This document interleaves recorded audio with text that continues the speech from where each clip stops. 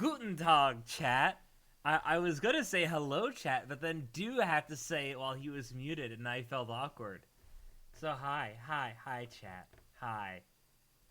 So, you still can't hear them. They're talking on their own, but I'm not gonna unmute them until they figure their shit out. In the meantime, I'm just gonna talk as if they aren't talking, and I'm gonna keep this up until they shut the fuck up. So wait, we'll see. We'll see how long this goes on.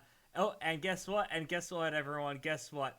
We are live, ladies and gentlemen, and my mic is pointed way too high. Hello, everybody. Hi. How's it going? As you can see, we got a Kep tonight. He immediately came onto my lap as soon as I started talking to my co-hosts. Speaking of co-hosts, we have Do. Say hi, Do. We have Ginger. And we also have Popcorn. Say hi, Popcorn.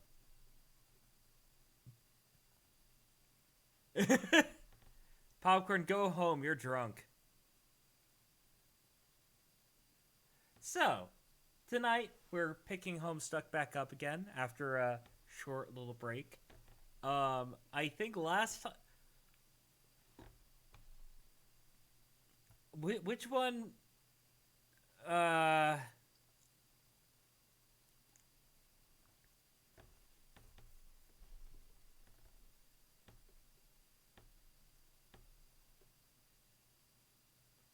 Alright, well, I don't believe we actually, this narration was actually read, so Ginger, take us away.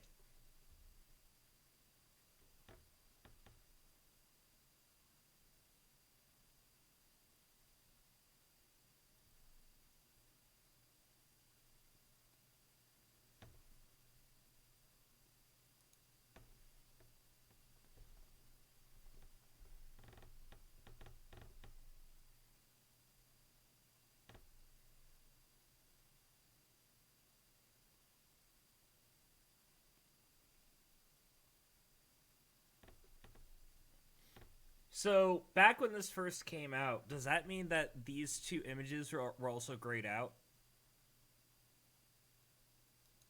Huh. We're going with the lawn then.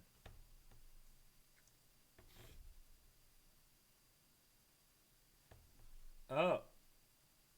Oh, hang on. Oh, no. Hey, oh, no, I see what the problem is. Hang on. Why?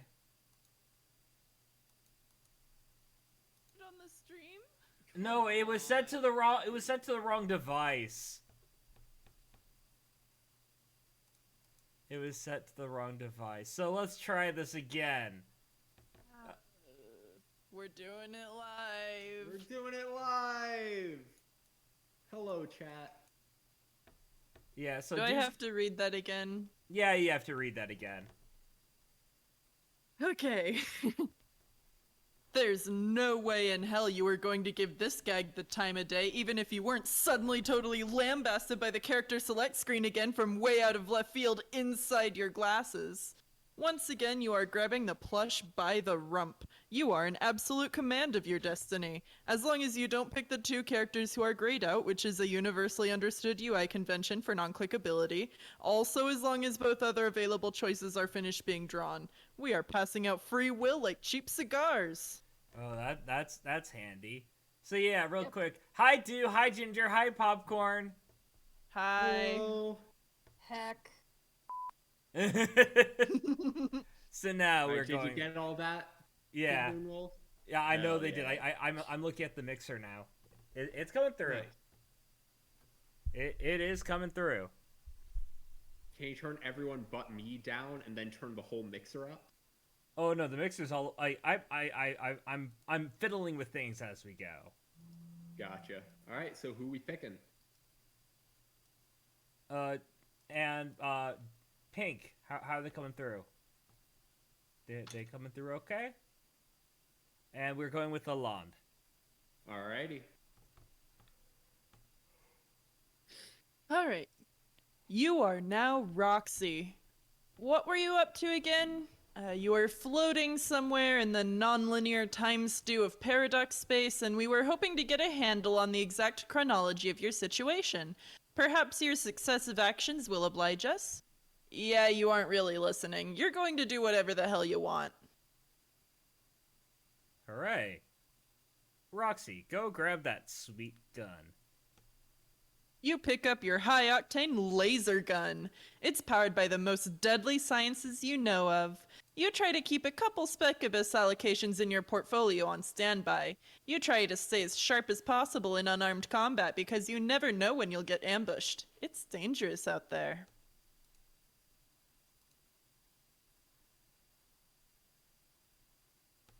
All right. Yep. We're So, yeah, doing it I'm- live. Okay. I'm done fiddling with settings. All right. Examine Thank dead you. mutant collection. The biggest one has been around for as long as you remember, encased in that glass-like material. You've considered giving it a name, but it always struck you as a little morbid to name a dead cat. The others were the result of a few experimental mishaps before you got the hang of the ectobiology equipment. You keep them around to remind you of the perils of the inexact science, and also because they're weird-looking and cute. You've since cloned many healthy felines, but they all live in the laboratory out back. Your pet cat doesn't really get along with the other cats, and you don't want to upset him. Roxy, captcha-log one. You tuck the biggest one into your message in a bottle modus. These little guys. Just These this little- giant fucking armoire just fucking appears. These little guys are quite handy for busting through windows whenever you're ready to Christ in a new fenestrated plane. Roxy, take books. You take the first 6 books of your mom's best-selling series, Complacency of the Learned. She made an impossible fortune off of these books, considering how dark and inaccessibly written they are for young readers. More money than the US financial system could even account for as legitimately circulating in the economy. Many suspected real-life witchcrafts were involved, which is what some believed discouraged criminal investigation into the matter. The feds were afraid, and the Baroness nervous. God, you hope that's all true. Examine cuddle poster. Some original edition cover art from one of the books.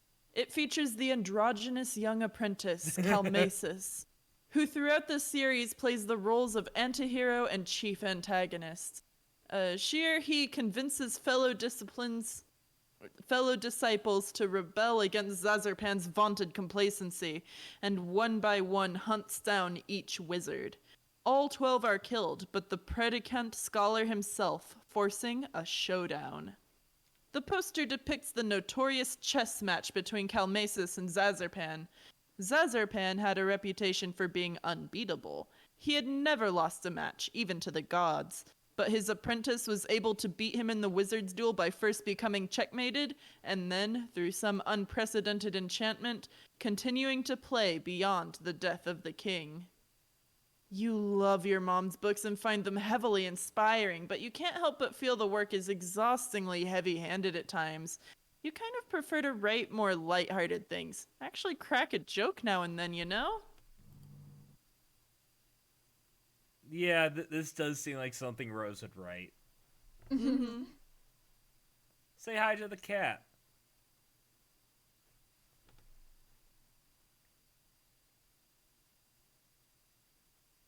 Hey, Riri. Oh, I never changed the text on the top. I am a professional as always. We do a little live. Oops, there it goes. Yep. My brain stopped.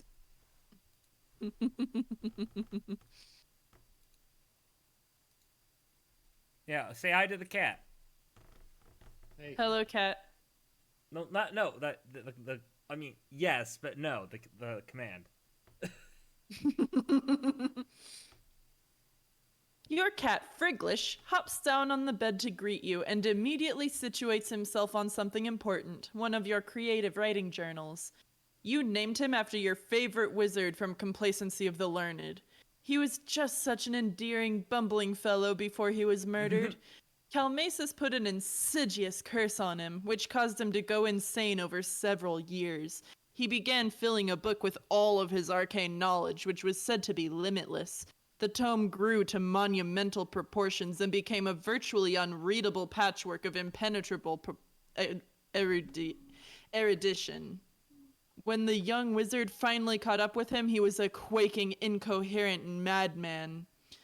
I'm just gonna say they for the neutral pronoun. That makes more sense. Yeah. They put him out of his misery by crushing him to death with his own massive text. You just think it's a fitting name for him for some reason. The macabre demise notwithstanding, of course. Take journals. You politely scoot Friglish off of the books. That boy. Technically, only one of these books is yours, the writing journal. You're pretty secretive about your writing. Sometimes even you can hardly bear to read it. You are highly aware of the formidable writerly shadow cast over you, and can be critical to the point of embarrassment over your work. Just how drunk were you when you wrote this, you often wonder to yourself. You don't think you'll be peeking at it soon. Maybe later. The other book is another point of embarrassment for completely different reasons. Read other book. This is Jake's private journal.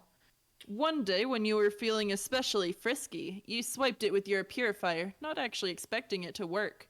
But then you debated with yourself for weeks over whether to read it. When you finally took a peek, you were strangely relieved to find all this nonsense instead of his private thoughts. But you still didn't have it in you to cop to the theft. You just agreed what a shame it was about his missing book. You have no idea what these letters mean. Some kind of code? Bark? Crab? Abracababra? You have no clue what was running through that kid's head. Not unlike always. Get little ray gun. Isn't a ray gun, it's your purifier. Pretty much the only Crocker tech you can bring yourself to use. It's just too handy not to. Oh plug god, in- and I accidentally hit play, and people got several seconds of Old Norse music. Good job. Yeah, I know, I'm great. It's just too handy not to. Am I audible? Yes. Barely. Alright. You just plug in the coordinates you want to nab something from, point it where you want to purify, and shoot. It'll make that thing purify right then and there, assuming no temporal conflicts. Piece of cake. Not Crocker brand cake though, 'cause fuck that witch. Roxy, you're thirsty. That isn't a command. Excuse me, but you beg to differ. You poured that beautiful martini a little while ago, and you've been letting it gather cobwebs while you horse around with random shit in your room. What a crime. Sip martini thoughtfully, further dehydrating yourself. Delicious! Damn it! That is the wrong stock reaction! You will not stand for this outrageous misrepresentation of your beverage enjoyment. Roxy, sip martini more thoughtfully than that. Whoa! Whoa. That was louder. Uh, I can hear myself. Do? What's happening? We can hear ourselves. Yeah, there's an echo. We're doing it live! Fuck it! Do, buddy.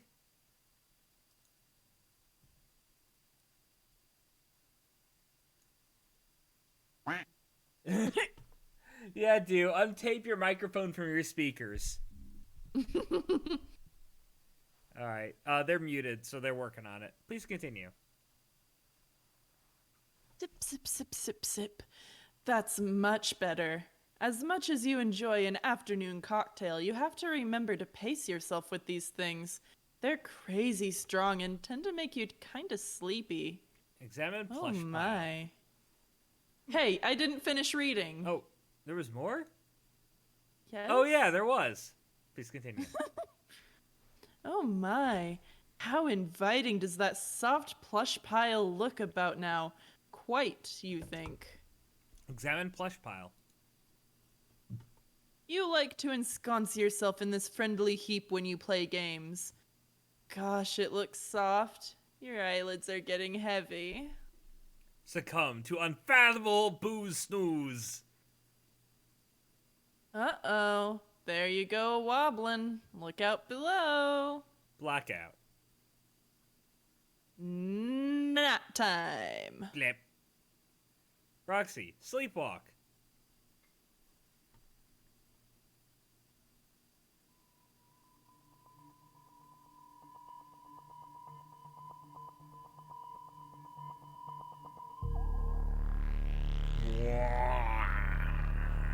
Oh yeah, I gotta lower the volume.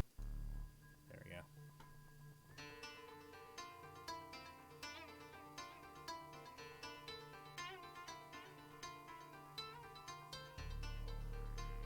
This is another iconic music track.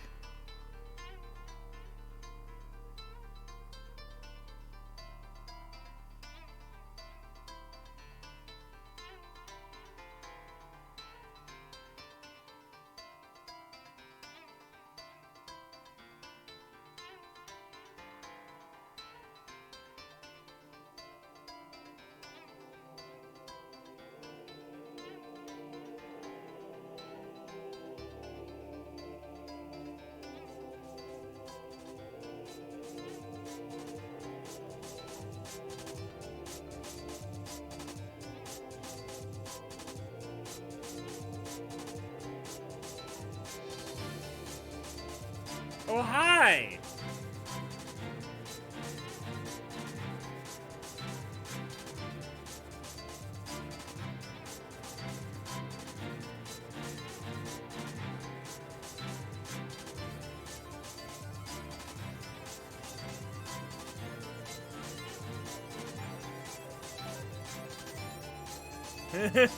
Rose just like, Mom?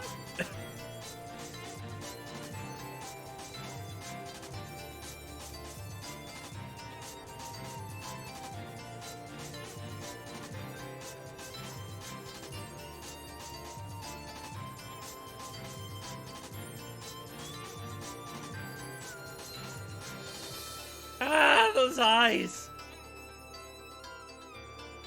She's a ghost. I know, but as hard as like she's cute, but then the eyes just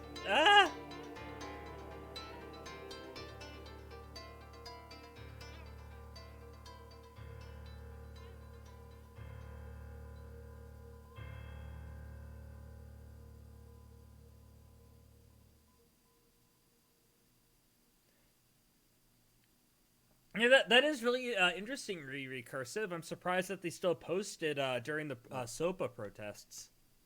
Oh God, there are people. Does everyone here know what SOPA was?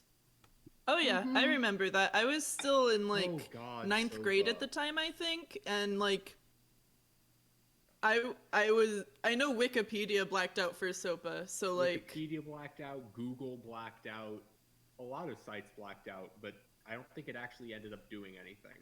Oh no, Yeah. it did. It didn't pass. Oh, it didn't that's pass? true. Yeah, no, it did Okay. not pass. SOPA and COPA did not pass. Good shit. I remember being in class and there being an uproar because no one could get to Wikipedia.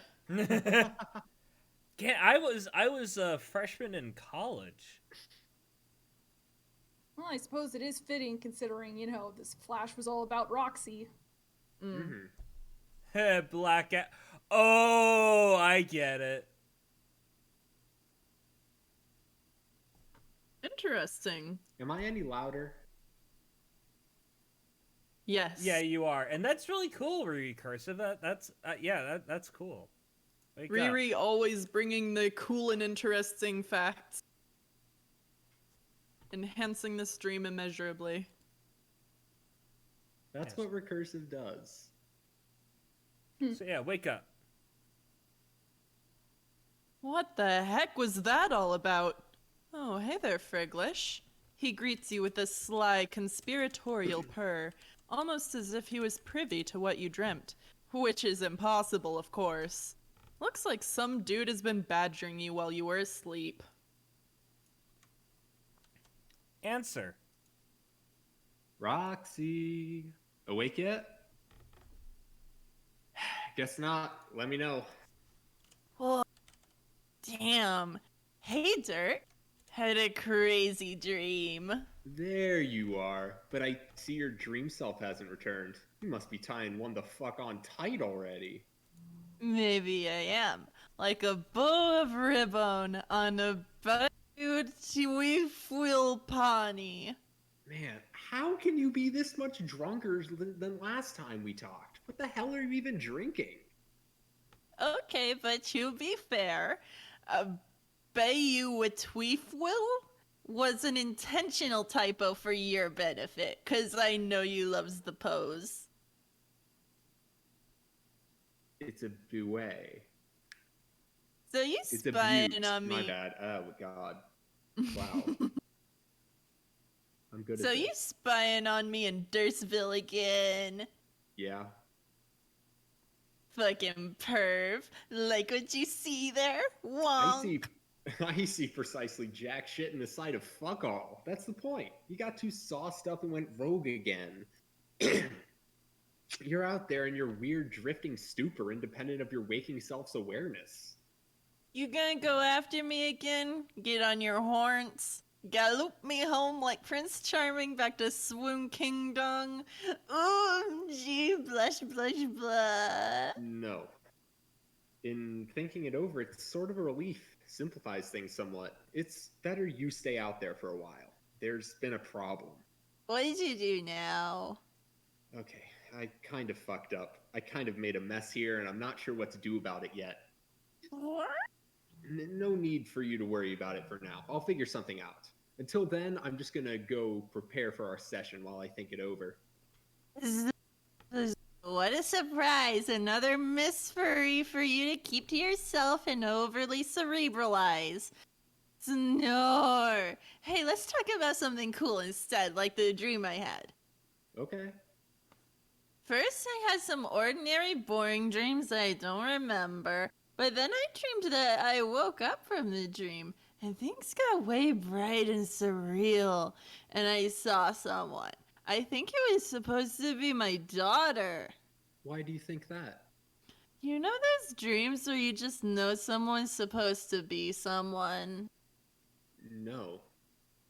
Okay, well, regular people have those, I'm pretty sure, all the time. Are you thinking it was prophetic? Like a glimpse of the future? I don't know. Because that's not really how the Abyss works. It's not Skya, and we aren't prospect dreamers. There's nothing like that out in the Abyss. If you drift far enough, there's only horror. Terrible, terrible horror. Okay, but I'm not saying it was a future dream. It was just a glimple, and it felt real. And all I'm saying is it was a cool dream that I wish was real. The glimpse. Well, maybe it was. Maybe there's no fanciful game-supplied mechanism of prognostication involved here, and you're just an ordinary run-of-the-mill psychic. I guess that's possible. Hey, Dick. Dirk. Oh, what do you think it would be like if we had kids? What would it be like? Inconvenient, mostly. No, I mean, what would they be like? The kids. You ever think about it? Can't really say I have.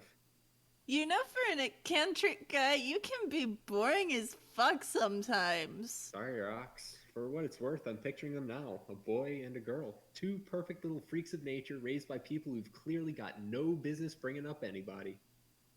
Shucks, Buster, it's just a fun little hypothetical to daydream about. Why you need to suck the fun out of shit? Like some turd-hungry Dracula.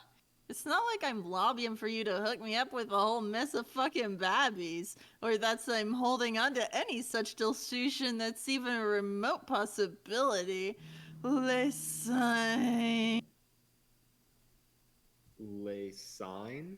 Yes, Listen, you heard me. Do you mean Lesai? I'm sticking with Listen. Going down with the shit. The SS Sign, starring Captain Rolal. What does Lissign actually mean in this context? Oh, come on. Come on, what? Sign is universally understood to mean too bad he's gay, you deliberately obtuse thunderfuck. I mean, yeah, that's what I thought. It would just be cool if you'd refrain from tossing about such antediluvian terms. Antediluvian what? You saying you're gay, you mean? Yes. Okay, but terminology aside, I don't think I'm off base. I don't see how it has to be a thing. I really think it's an actual thing, bro. Once upon a time, sure, but the world has changed a lot. Ever peek in a history book between your wizardly indulgences? This is a nuanced topic. Man, I know about the histories. Just believe me, it's a thing. How is it a thing? It's a thing? Be okay? As if it wasn't a thing, then you wouldn't be all like... Oh, like what? Well, wanting nothing to do with me for starties. Don't be ridiculous. I have more to do with you than any dude could possibly bargain for, and I like it just fine. What a totally lame and sweet answer simultaneously. Yeah. Now, maybe we should direct our focus on a matter which has nothing at all to do with what does or doesn't qualify as a thing, or what our fantasy alt-universe offspring would be like, or anything like that, such as this game, and whether you're in the best condition to be piloting Jane's connection. Maybe you could use another nap? My condition's just fine. And anyway, what ain't gonna get slipped off is the fact that I still don't think we should be touching this BS witch game with a 20-foot trident. We both know her plans need us to. I know that, but I thought we settled this. It's still so frustrating, telling Jane about the dangers. And even if she's being polite, I just know she thinks I'm full of crap about everything. We settled this too. She'll believe everything eventually. Why bother working so hard to convince her? Well, I don't even do that for the most part. But it gets tiring and saddening, knowing that even when we're not actively talking about it, that my best friend can't bring herself to believe some really basic things about my life, like the shitty things the Baroness has done to us, or about our upbringing. Like, do you know how miserable it is for your BFF to doubt you when you tell her your mom is dead? I guess. It just registers for me as a reaction which isn't completely unreasonable for her from her perspective. She is inundated with media coverage of those whom we've claimed as our parental figures. That they are not presently alive, nor ever played that role for us as she understands it, is just an extension of a much more elaborate and far-reaching explanation, which is much harder for anyone to digest in its entirety. Well, anyone who isn't Jake, I mean. Still say you should cut her some slack. I know. And need I remind you that the potential this game provides for their resurrection is what motivated you to investigate it in the first place? Before I arrow, Riri, would you mind doing me a favor and say something really offensive? Just the worst What? thing you... Just say something horrible. No, nothing like Why VOS. are you encouraging our chat to say things specifically Well, that are bad? Well, no, I want to show that they have been gifted, they have been bestowed a thing, because it's about damn time. They have been bestowed an honor, but they have to break it in. Do they have to say a bad thing, or can they share another fun fact about Homestuck that we don't know? Well, I mean, they could say a slur, recursive. No, they could say something like, I don't know, like pineapple belongs on pizza, or... Hey, it does. Are you saying that's a bad thing to say? Are you telling me you don't like pineapple on pizza? Is this the fight you are prepared to start right now, little man? Yeah! Let's fucking do it! Come on, come at me! Oh, I'm sorry, It's about Cap. the sweet and the salty together. I am firmly on the side of this argument is bullshit and no one should care about it. I care because we're yelling. I'm sorry, It's Cat. fun to yell. I didn't mean to wake you up. I'm sorry. Are you good? Wake up! He can't hear you, buddy. Wake You're me being brainwashed! Wake me up inside. Can't wake up! Wake me up inside. Can't wake up! Save me! My name and save me from the dark. And by dark, do you mean Wake pineapple? me up! Shut up. Pineapple is not dark. No part of it is dark in any sense of the word. It is bright It's yellow, yellow. and delicious and goes well with cheese and goes well with salty meats. Exactly. It is perfect. But Okay, this one might actually do against me, but my favorite type of pizza is like instead of red sauce, I want ranch. And then I put on pineapple and salami and olives and sometimes beef. You know what? I appreciate your dedication. I call it the trash pizza and it's fucking delicious and no one ever tries to steal any. Well, yeah, if you put enough ranch on anything, it becomes delicious. Exactly. Oh man, we understand each other. I say the two of us take over the stream. Hell yeah. I mean, we've got a conversation for a while. I'll take Jake and you take Jane. Fuck yeah. Let's go. So I guess I just don't exist anymore, huh? Well, you said you didn't care about the argument, so like Hey, you're I'm- not on I'm- any particular side. I'm not If you even wanna join our involved in team, this you anymore. can.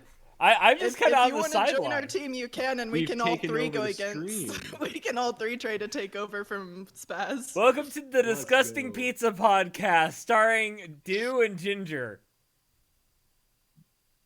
And also popcorn if she Welcome wants to to, the but it rise of sounds the like she doesn't want proletariat, to. chat. Can we just Continue. I'm going to terrorist bomb this stream if we don't get back to Homestuck, okay? Okay. Alright. Riri, you are now VIP. Yay. That's where all of this is getting to. Arrow. No, I remember. I told you 1,000,000 times. She sounds like it could be the best thing ever. Where Nevar's caps his heck. But also that no matter how awesome it might be, it's probably gonna advance all the schemes of her condescension.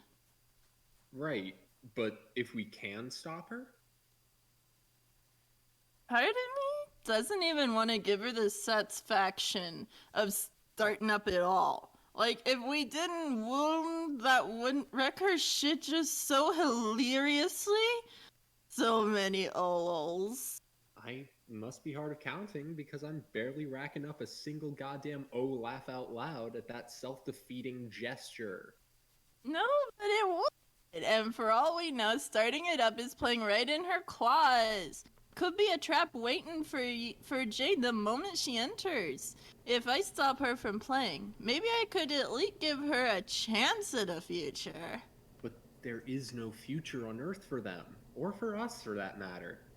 Don't know that for a fact. But anyway, I kinda already made this bogus file for her. What? Why? To scare the shit out of her. Make her learn to fear and respect the fucking hack like she should. Then maybe we can drop this whole in-game meetup / resurrection idea altogether. Sweet though it may be. Blade let it rip. That's fine. Rox, I hope you're not thinking about sending her one of your batshit till death scripts. On that subject, I am Miss Sweeper Pips. Miss Sweeper Pips? The amount of sense you haven't been making is unfucking real. Just go take a nap and don't even think about sending her that file. Are you listening? I will take what you say under the seriousest advisement. Wonk. Jesus. Dirk, when did you stop being any fun? What? It used to be you get a kick out of us. It used to be you get a kick out off a stunt like that. A stunt. Man, you know I'm down with insane stunts. Insane stunts are practically what I'm all about. As long as I actually agree with the purpose they're intending to serve. Destroying Jane's computer and dissuading her from playing is not such a purpose. Betcha your responder would agree with me. Why can't you be more like him? I am more like him. I mean, more like him. You just misspelled more, causing me to suddenly understand Jack everything. He's more in touch with his feelings, which just makes me L my FA off since he's a robot, Bobob, and he can actually loosen up sometimes, kinda like you used to could. I used to could? For one thing, he does an insta shoot down a bit of frisky RP shenanigans now and then. Yeah, I kind of wish you wouldn't do that with him. Why not? Well, it just seems a little tawdry and disrespectful, and vaguely exploitative of a still emergent cognitive entity whose perceptual frame of reference is difficult for us to comprehend. Oh, come on. He's cool. Like, I just lick you, and it's just he lives in some shade. It rubs me the wrong way, is all. Oh, do you want me to rub you the right way, Wong? Not really. You're overblowing this. It's just an ironic, funny thing we do sometimes. Come on, I'm sure you read the transcripts yourself. It's all a lot of jokestery bullshit. Roxy, I'm 16. And gay! Roxy, I'm 16 and like the penis. He blocks me from being able to read transcripts sometimes. Oh, wow, he does? Sneaky bastard. And anyway, I'm really not sure how ironic it is. Okay, next time I will run it by the Master first with his fancy fucking ironometer. Okay, here's the thing with AR, since you still don't seem to get it. He's very similar to me in thought process and behavior, yes. But those patterns were imported from a 13-year-old version of my psyche and then sealed into the program as starting parameters. In the years since, we've both evolved somewhat. I, as humans tend to, and he, in whatever way is natural for a frequently running self-aware application. So if there are differences between us, they're first reflected by what I feel is a maturity gap, and then further by several years of minor behavioral divergences. OMG, he's 13-year-old Dirk. Why did that not occur to me? That is so cute. It makes me feel kind of skeevy for saying anything lascivious at him. Damn it, you ruined everything. Damn it, Roxy, You're I'm welcome. 13 and a You guys robot. realize I can hear you, right? Yes, I was aware. Check out all these complicated fucking problems people have when they have to live in big, lumbering flesh monsters instead of a sweet pair of shades. Dude, do you think you could sit this one out for a while? This conversation practically doesn't even concern you at this point. It seems there's some gnarly crooked number that represents the percentage of probability you just said this doesn't concern me. Even though it's patently obvious that half the conversation, way totally concerns me. Shit. Roxy, look, he's doing the thing where he's ironically pretends to fail the Turing test to sass me into submission, even though I was the one who fucking programmed him to do that.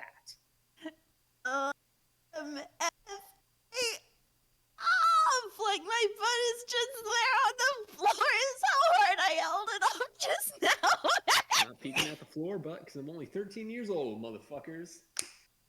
This is fucking dumb. I'm gonna leave you, both of you, to interact however you want. I have some important shit to deal with and actual responsibilities to take seriously. Roxy, go nap off your drink or aggressively wage another flirt LARPing campaign. Whatever. I don't care. Just don't send that file to Jane, okay?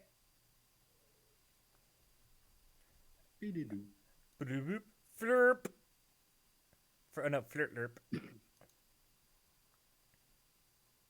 So, looks like it just the two of us. Looks that way. Fancy that. Guess I can go back to talking in orange. Why, yes. You should slip into something more comfortable. While I pour you some robo wine, we have much to discuss. Tense fingers together with sultry cunning. Actually, I think I like the red better. Okay, I can check the cellar. Might have some choice years left of the Pimpot Noir. I don't really doubt the choices of those Pimpos, but I'm not really here to screw around. There's something important to talk about. Aw, dang. Jane's after me. Sorry, bro. It has to wait. Can't leave Janie hanging. Alright, but just so you know, I think Dirk is probably going to make some sort of formal romantic overture toward Jake today. What? Wait, really? I've been crunching the numbers all day on this. The percentage of probability is simultaneously bananas and through the roof. A complete disgrace of tropical fruit erupting from the peak of an unassuming domicile. Oh, how do you know? Because I've aggregated thousands of subtle clues indiscernible to primitive human neurology and ran them through my determinative infatuation engine at the astonishing speed of information. And also because I'm pretty sure it's what I would do if I were him, which is literally the case. And also because he kind of told me, I guess. There's that. This should be interesting. Did you tell Jake, or... Not specifically. Man, does he even know how he feels? Well, the poor guy's totally under siege from all sides. He knows well enough. I've badgered him with enough insincere solicitations to paint a pretty striking portrait of my cognitive progenitor's inclinations, even if he wasn't able to pick up on such hints from the man himself, which strikes me as statistically implausible. And that's not even me just spewing more AI. I need to slow down and actually read. I've badgered him with enough insincere solicitations to paint a pretty striking portrait of my cognitive progenitor's inclinations, even if he wasn't able to pick up on such hints from the man himself, which strikes me as statistically implausible. And that's not even me just spewing more ironic AI bullshit.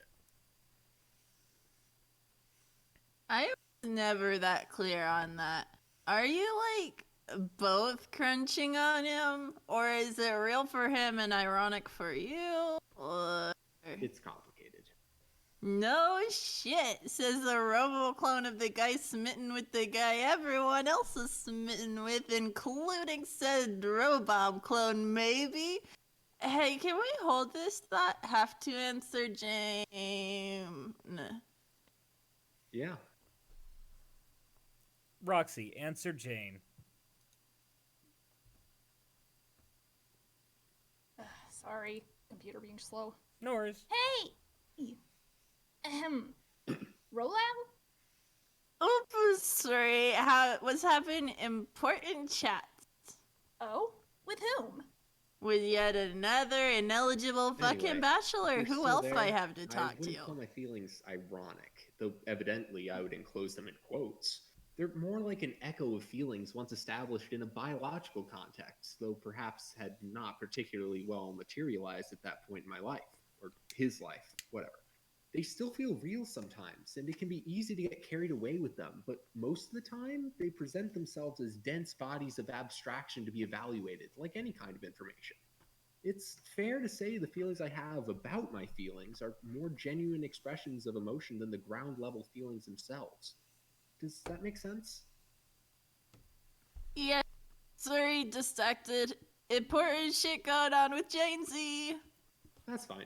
So, to underwhelmingly answer your question, no, I don't think I'm really into Jake.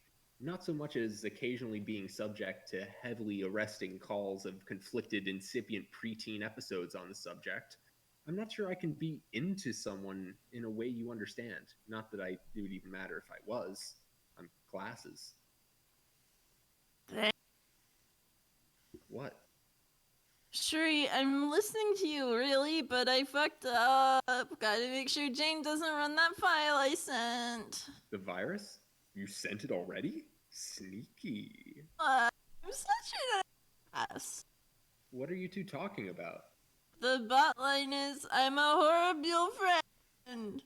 You could just tell her you sent an exploding file. No, then she'll think I'm shitty, and right now she thinks I'm super not shitty, and don't wanna blow it. I think I'd rather pull a Dirk and profess my undying feelings for her. OMG. Wait, you have feelings for Jane? No, you didn't. That was joke. OMG. If Dirk tells Jake about his stuff, what about Jane? How's she gonna feel? Competing with a friend and all for a guy she can't even get the nerve to say anything to. Poor Jane. It seems to be highly probable you are ensnared in the throes of one of your human romantic quandaries. Oh, shut the fuck up. I need a drink. Are you even talking to her anymore? It seems like you must be neglecting her side of the conversation. I'm in the middle of a dramatic pause. Calm your fucking tits, Bob.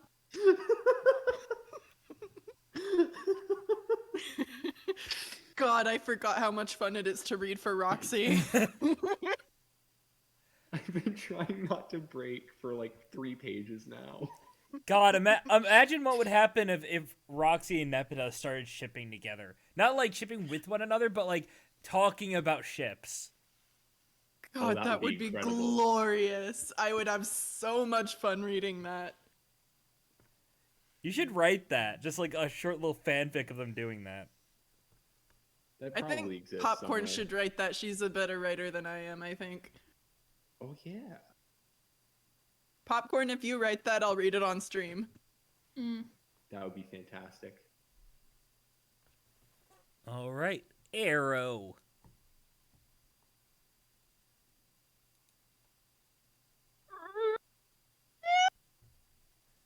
Whoa, you Discord cut you out. You peaked.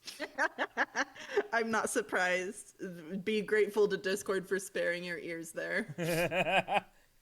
Sigh. Anyway, I won't distract you for much longer. I just felt the need to tip you off to this 800-ton gorilla dragging its knuckles across the horizon. Will this gorilla eat those bananas flying out of the roof, you said? No airborne fruit will be safe. I guess this is to be presented as something like a word of caution, if it's me going through with this hypothetically. I'm not dropping some limp-wristed shucks buster on his ass and praying to the horse gods of irony for reciprocation. There will be no rocking back and forth on pigeon-toed feet while my face blushes with the blood of 1,000 timid bishies. I will not hold one tentative hand behind my head like a flustered asshole from an Asian cartoon, nor will an oversized bead of sweat overlap ludicrously with my visage. If it's me, I'm going all out. Oceans will rise, cities will fall, volcanoes will erupt.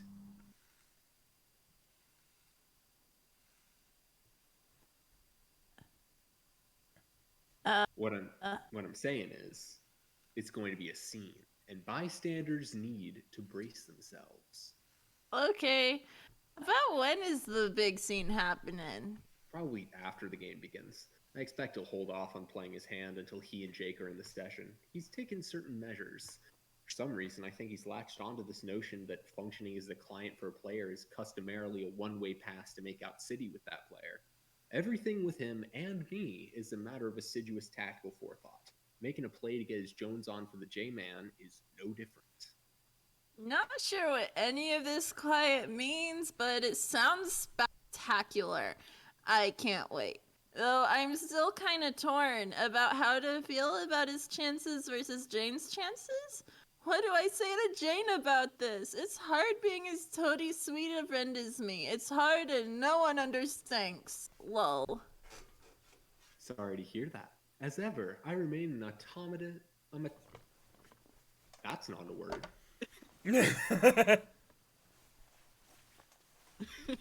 As ever, I remain an automatonous and dispassionate witness of the oddity that is human interaction while maintaining no investment in either outcome. Yeah, BS. Anyway, looks like I have to go. I have to prove some shit to Jane. Prove what? Oh, you know, just subjecting shit to the old madrigogs. It seems you just said madrigogs. What are madrigogs? 7, bro. Arrow.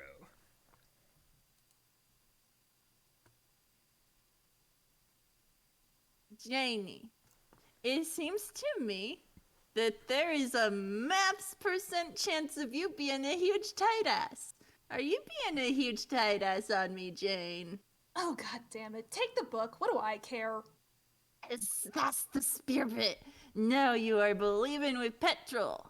I fail to see what offering up a priceless book for your wildly capricious science experiment has to do with my resolution to be less stingy with my beliefs, but alright. Will you relax about the book? I'm only just teasing, because there's like practically 100% chance this won't wonk like always.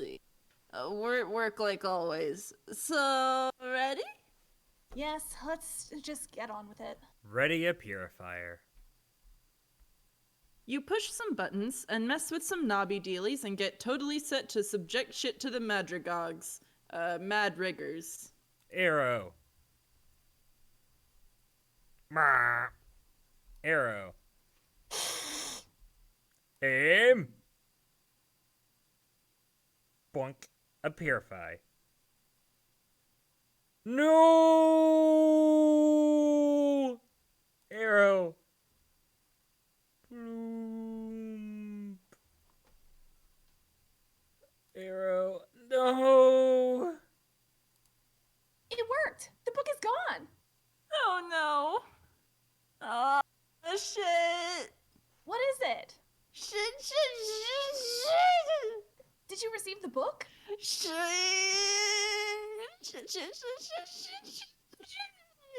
Don't tell me. The book is damaged somehow, isn't it?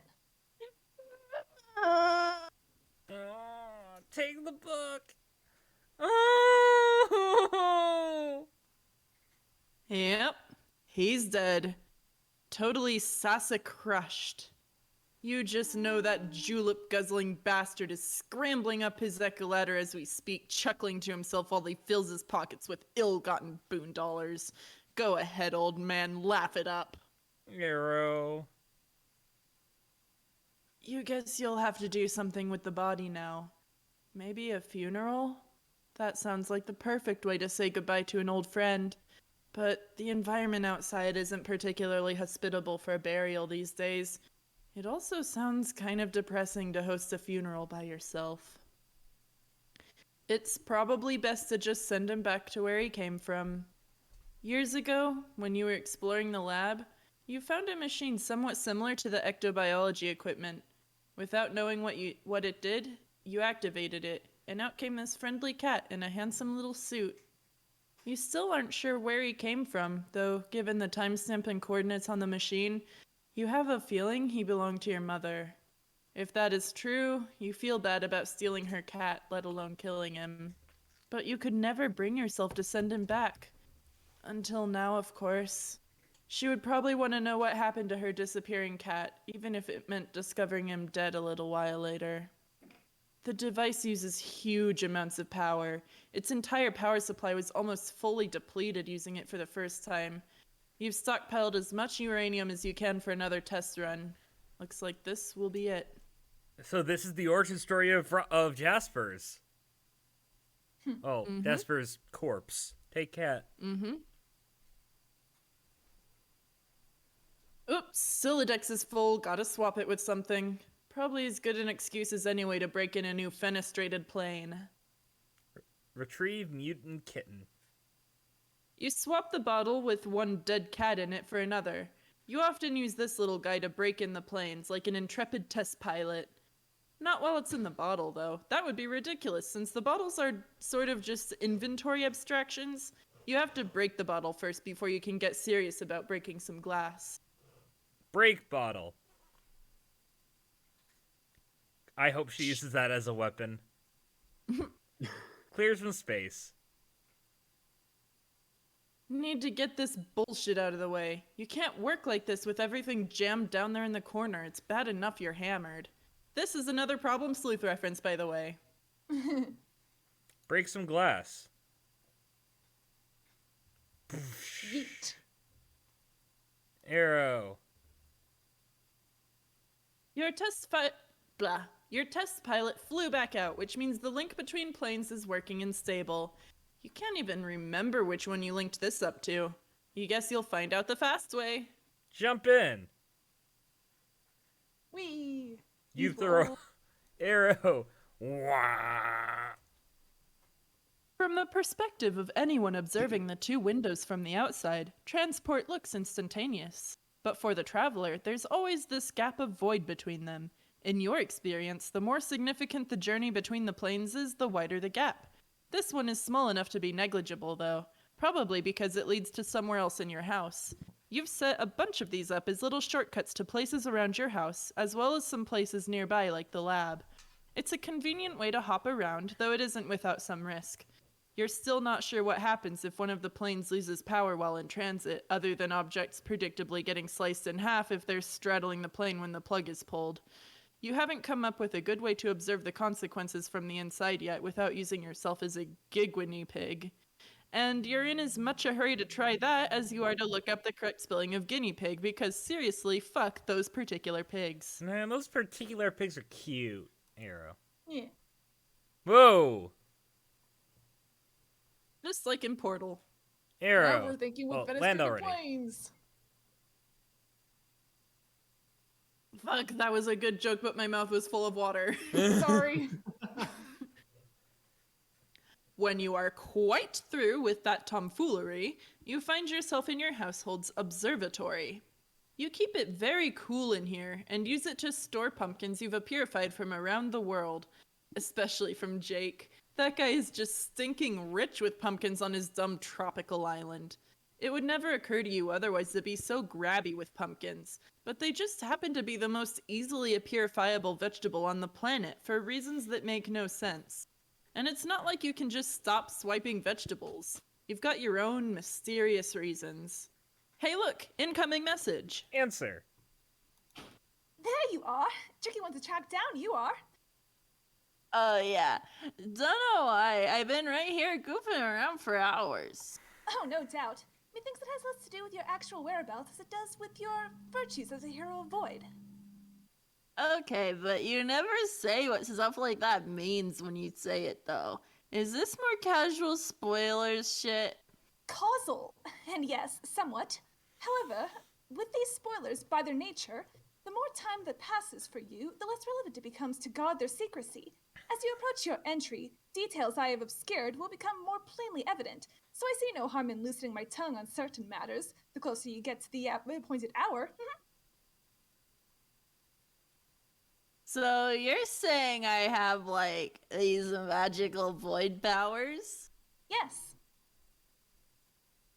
Sounds like kind of shitty and boring powers to me. What can they even do besides make me invisible to an alien sometimes? Alien. The void aspect is fascinating, though. Its heroes preside over the essence of lack, or nothingness, the obfuscation of knowledge, or its outright destruction. Snooze. Well, I think it's wonderful. And anyway, one can hardly draw many conclusions about a player by aspect alone. The aspect is channeled more specifically by the assets of one's class. So when you can't see me, when I'm doing my void eating or whatever, what do you see? Is it just a black screen?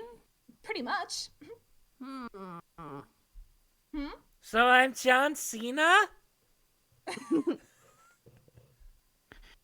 It's just that footage of my mom does that too. Like, blacks out and stuff. Mom was notorious scourge to the paparazzi. Oh, I mean, the woman who I'm supposed to be genetically descended from? Woman. Know what I mean? I understand what you're getting at, yes. It is certainly possible that we may have common ground with our ancestors when it comes to our aspects, and the way our abilities reveal themselves to us. I cannot rule this out. But there is always more to examine. For instance, a hero of life and a hero of doom have aspects as different as can be. But if their classes are different enough as well, that is, one active and the other passive, remarkably, there is a chance they could end up with very similar abilities. Player abilities may also manifest in ways in defiance with their aspects if they are heavily resistant to their true calling, or if corrupted in some way by an outside influence. But it is rather clear to me that you are one who embraces her aspect quite heartily, even if you are not aware of it. Hey, one sec, where'd Do go? No idea. Oh, yeah, might that be is a his power problem. out again. Well, Well, we'll just keep going until he needs to read, and then we'll figure it out. Yeah. Yeah. So, deep down, I am super psyched about nothingness. Yeah, sounds about right. Oh, damn, hey, I almost forgot. I had a really short but cool dream I figured you might like this. Oh, yes. Everyone is having important dreams as we near our mutual entries. This is lovely. Please tell. I saw someone I think was supposed to be my daughter. Do you know if that's true? Can you describe her? Well, she looked kind of like me, but in this orange getup, with a yellow sun on it. She sounds to me like the well-known figure of legend, or at least well-known to those who take the study of such matters into their all-consuming pastime. I believe you saw the Seer of Light. So, okay, let's say she is deaf that, then does that mean she's not my daughter, or spoipers? Exactly how much spoipers we talking?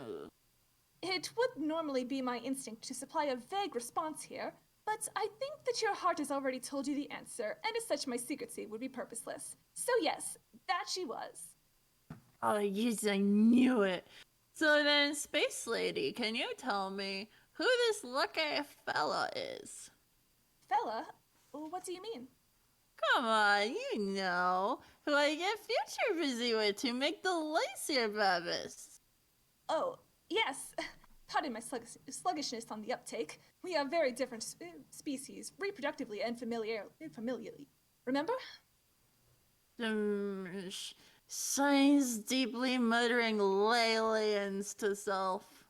That, I think, is something I cannot say, or that is, should not say. Oh, come on, you're already telling me stuff. Oh, please don't press me for information. It makes me feel terribly guilty. You've no idea how much I would fancy revealing everything and exchange our stories endlessly, but I must show restraint. So what if I guess stuff? Is it Strider? Does he get ungay for a while or such? You probably don't even know what that means on account of being extraterrestrial. Can aliens be gay too, or is that a thing? Being space gay. Space gay. Oh man, embarrassed alien is embarrassed. Sorry.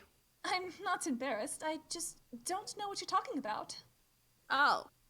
But seriously, is it him? Maybe? Or is it some ectobio shit instead, and a dude ain't really involved? Maybe. Man, wouldn't that just figure? That would suck! Why do you have to go and confirm my bleak, dudeless future? I confirmed no such thing, Roxy. You are being frightfully difficult. You just keep pushing and pushing, and I can maintain my composure for only so long. Hey, I'm sorry. If you are really curious about the events surrounding your daughter's origin, you can always ask her in person when you meet her. So you mean I'm going to meet her in the game? Oh, well, yes. But I'm not sure if I should have revealed that just now. You see what happens when you push me? There's so much for me to keep track of, and it gets very difficult to remember what information to reveal at what time when you are flustered. Okay, so without pushing and frustrating you, let me just see if I have all my facts right. I will meet my coolest hell daughter from the future in this game. Yes, basically. And I will also meet my mother in this game. Yes. And the game will let me resurrect her from the dead, and that's what I'm gonna do?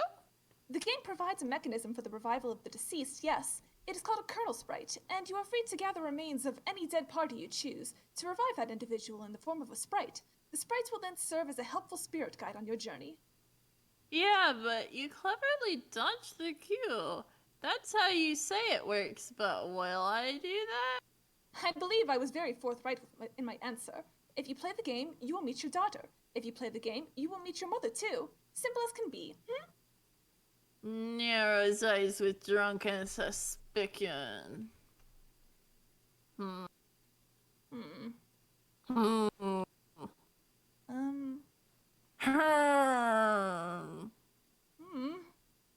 Kind of wish you So, added yeah, a burp to the end of that one because of the squiggly at the end. Like, So yeah, to continue my confirmation spree, you are maybe kind of hinting that there are ecto shenanigans that lead to the birth of my daughter, just like I descended from my mom through some sort of similar bioprocess. Those are definitely some things which you believe could be true or not true. Oh, you're such a shitty liar. I am not any kind of liar. Come on, what's the answer? Yes or no? Or should I say why and you? You. I choose you. You love yous. I do love yous. You're silly. Silly and cute and bad at lying. But I don't really lie. But I really don't lie. I am not deceitful by nature, but in order to protect the integrity of certain outcomes while still being helpful to you, I guess I am learning the art of deception through honesty, which, as it turns out, as well-intended as it may be, still comes across to a savvy lass like yourself as just another kind of equivocation. Though I guess I shouldn't be so startled that a rogue of void could be... What? Sorry, Kepler knocked his tail on the keyboard, so alright. Yeah, you can continue.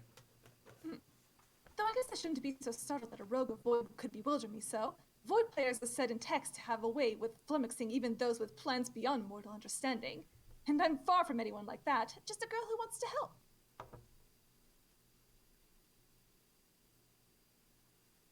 Alright, new page. Okay. Arrow. Okay, well, since you're so nice, I'll promise not to use my wicked void powers re basic common sense and skills of deduction to bust you up so bad. I'd be ever so grateful.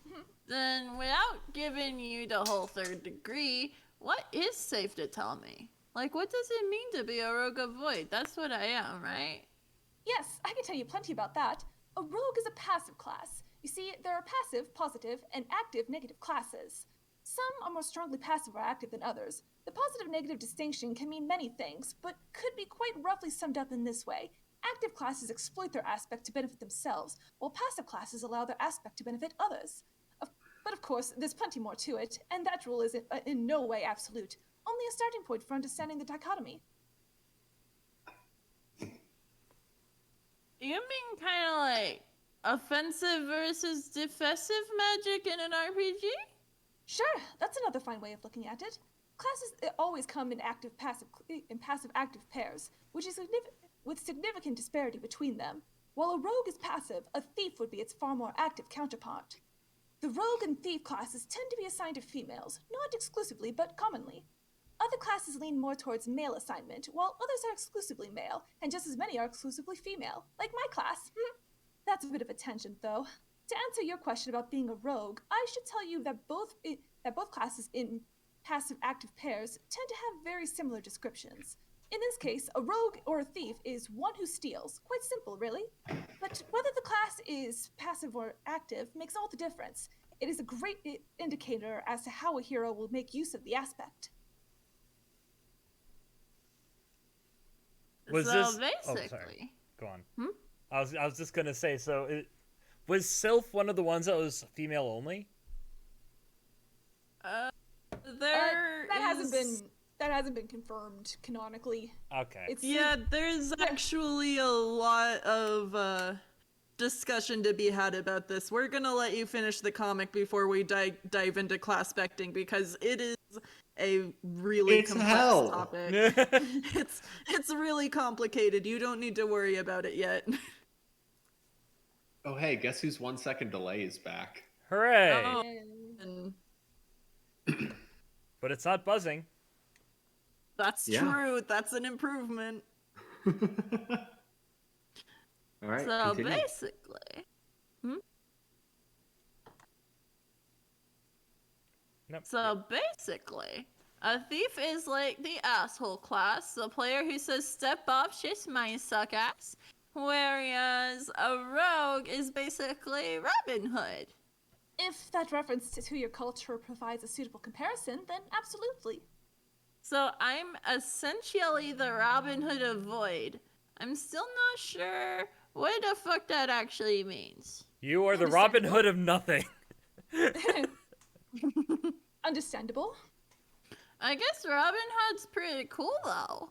Thieving up loot from peeps who got too much, then all sugar daddying out to the needy like a boss. Just don't have a clue how that works with Void. Yes, it is one of the more conceptually nebulous pairings, I agree. And I can't say I know a smashing good deal about the nature of the Void player's path, since the aspect is by definition inscrutable to those it does not choose. But I can at least tell you this. If you are ever to enjoy full ascension as a rogue of Void, you will be able to do some completely astonishing things. Like what? Oh no, you will not pry this out of me. Not to preserve causality, but to keep the surprise in store for you. It would not be honorable of me to spoil the discovery, should you be fortunate enough to realize your potential. What about that? I feel sort of stupid about this, but I've been giving all my friends this whole dramatic spiel about not wanting to even play this thing, and I might have fucked stuff up already. Is that so? It's so, and I guess I still haven't decided what to do. There are props and cons to both things. Would you mind listing them? Okay, either I don't play, and I get this kind of passive-aggressive revenge at the witch for killing my mom, and thereafter keep staying here and being lonely. Or I do play, and the swipes are as follows. Sweet powers for me, check. Tri-generational Lowland family reunion, check as fuck. Meet all my friends, heck a check. And some other stuff. All fine points. Is there nothing I can do to make the decision easier? No, but thanks. You already have anyway. I will probably play. Wonder if I can tell D-Street without looking like a waffle-ass chump. Ooh, what's a waffle-arsed chump? Is it Earth cuisine? Whoa, no, it's just a shithead. This doesn't matter now, though. I can't play till I go deliver this dead cat back in time to maybe my mom or something. That's another statement that doesn't make a good deal of sense to me, but if it is important to you, then Godspeed. I'm so pleased to hear you are leaning in favor of participating with the rest of us. I hope we'll all have a ball together. Now, I have a busy schedule to keep up with, so I must go. But please remember you can always contact me if you have questions. Don't be a stranger, love. Ta! Roxy, proceed to lab. And I have cat hair all over me and it's itchy. You are fairly sure this window will take you to one of the windows you've set up in the lab. There is more than one way to find out if this is true, you guess, but there's only one way that involves doing what the inebriated do best, which is falling down. Descend. Doing this the Frodo Baggins way, huh? Meow.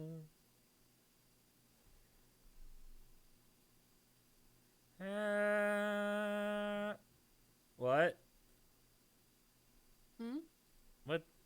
The thing's happening. What? Just falls past herself, I guess? Yep. And into the window. Schloop. Her dream self. And now we go to not Dav. Be Dirk. You are now Dirk. What the hell was going on here again? That's right. You were lodged in the bulbous cleft of Paradox Space's huge foam ass, and we were hoping to trouble you for a bit of context. Something to set our watches to, if you'd be so kind. Perhaps your successive actions will oblige us? JK, young bro, we know you don't give a shit. Go ahead and do whatever feels right. Dirk, go get your sword. You retrieve your unbreakable katana, a real hard sword for a real hard dude. It was said to be forged by an ancient otaku master over the heat of a roaring manga fire. It was cooled in an enchanted spring where virgin horses nicker and bathe, and was said could be used only by one whose pointy anime shades were deemed sweet enough, and whose hair existed in a perpetually sculpted state of looking completely fucking awesome. All of those things were said by you. Arrow. You like to juggle around a few different allocations in your portfolio besides Blade Kind, mostly ironically. You take a certain amount of pride in being able to beat practically anyone's ass down with a puppet, a martial discipline for which there is a startling variety of techniques. Fancy Santa kind is a straight-up shits and giggles spicibus, though.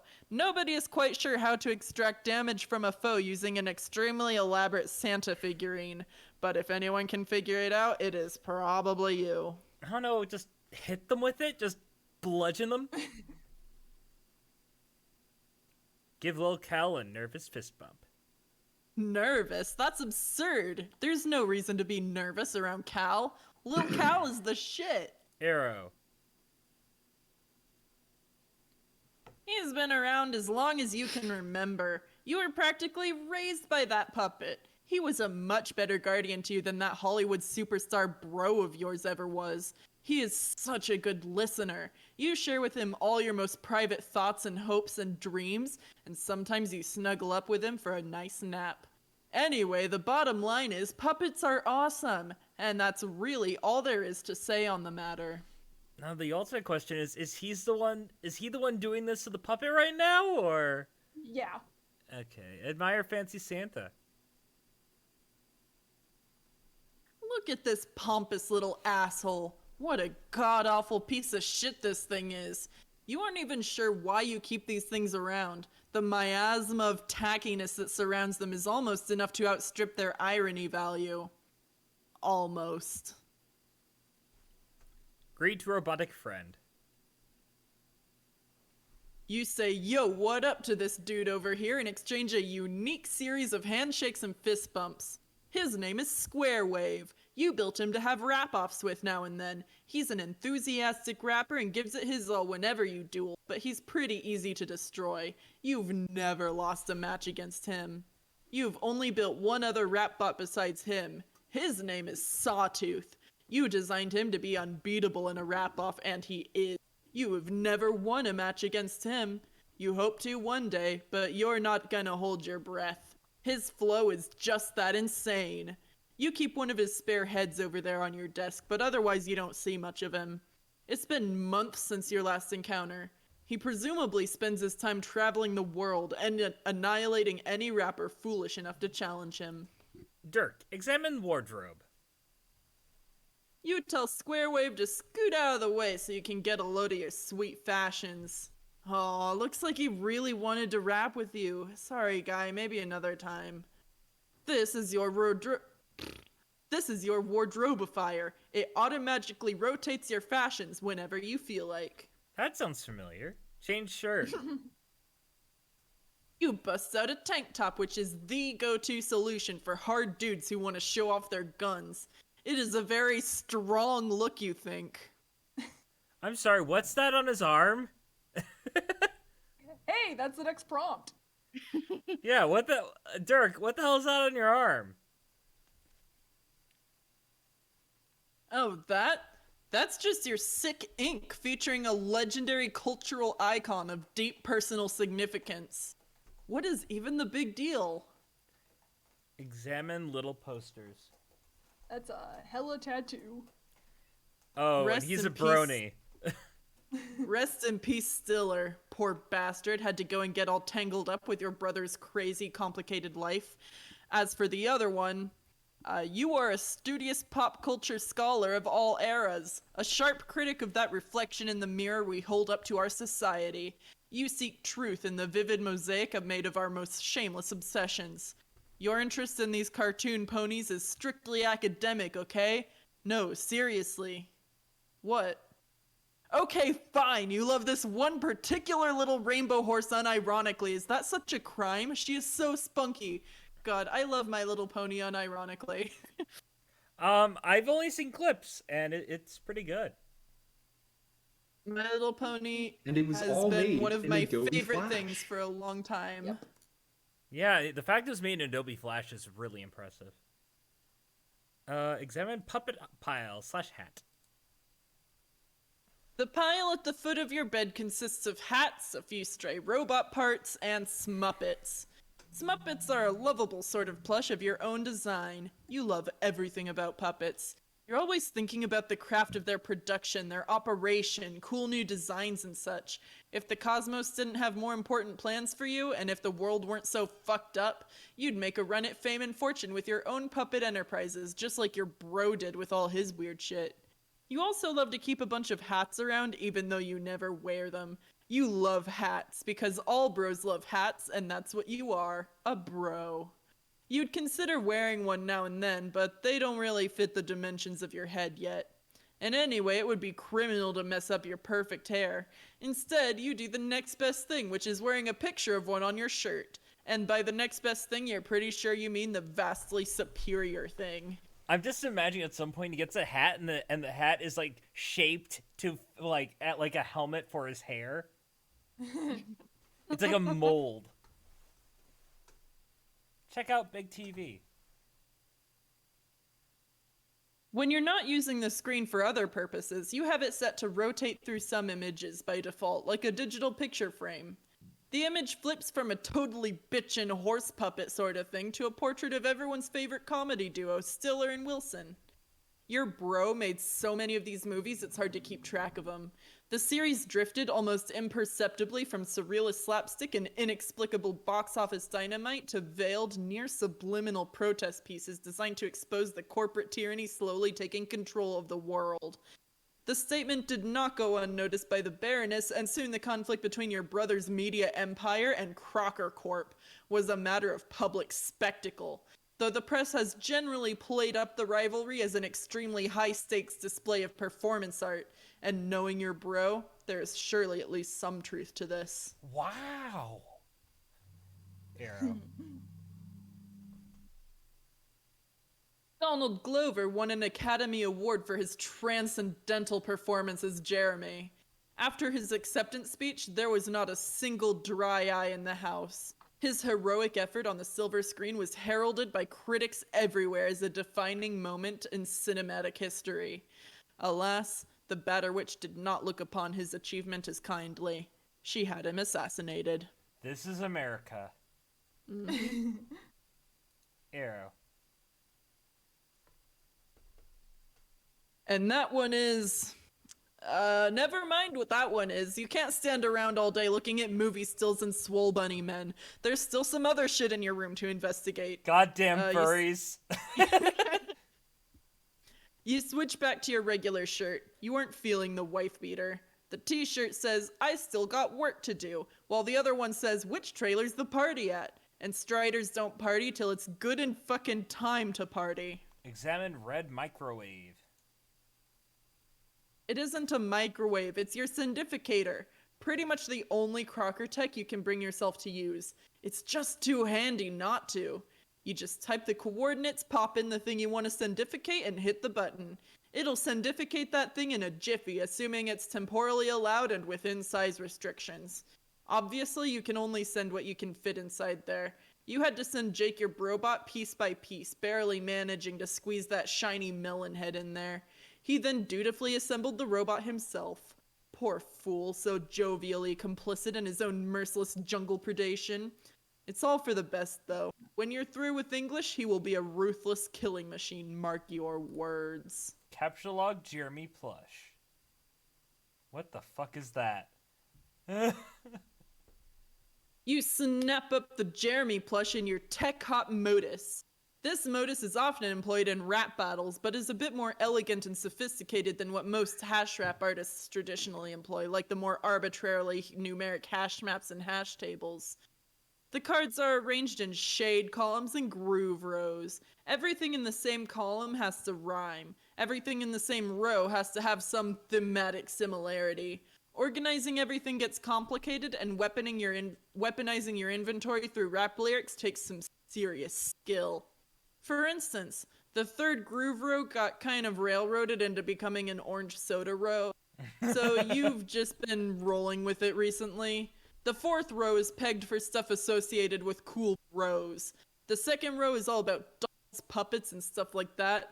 The Jeremy plush is clearly suitable for that row and rhymes with crush, so that works out. Then you have some other perfectly dope rhymes like Santa and Fanta, Fago and Game Bro, Do and Shoe. There's also Smuppet and Orangette, which frankly you think is pretty weak, but hey, the modus allows it, so whatever. Then there are times where you have to be creative with naming stuff to get them to fit, to get it to fit, like calling a skateboard a four-wheel device to get it to rhyme with slice. It's just another facet to the craft. Capsulog Sweet Bro plush.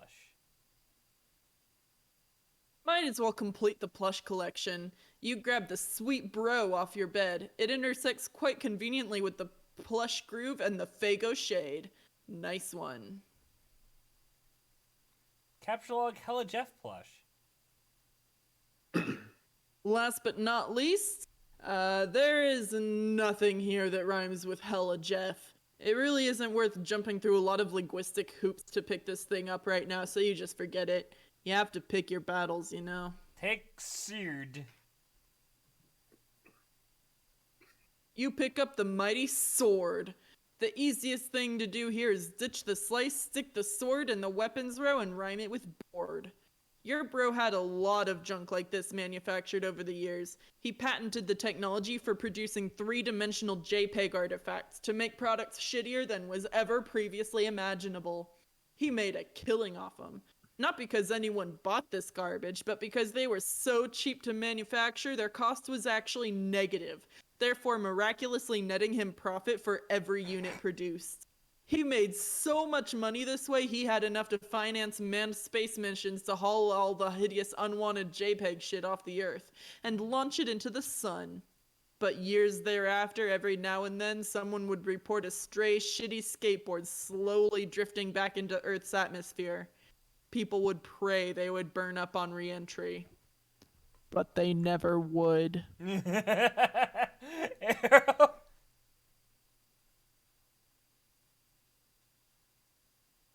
Oh, look! Squarewave saw you messing around with your Sylladex and thought you were preparing for a rap battle.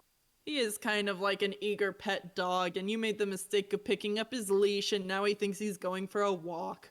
You hate to break his heart, but you just don't have time. Your concentration is divided enough as it is. Dirk, be dream self.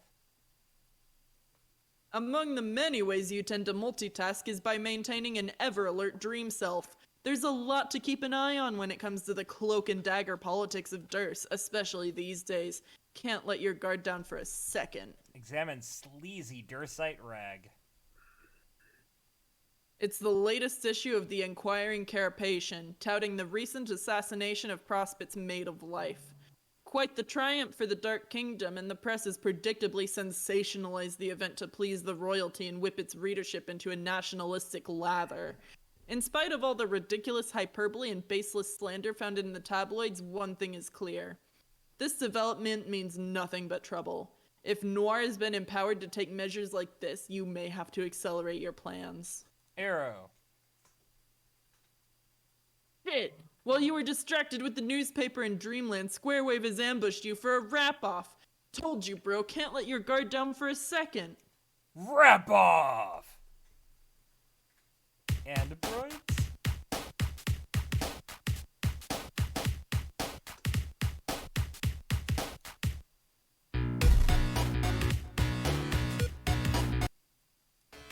Who's gonna read for Squarewave?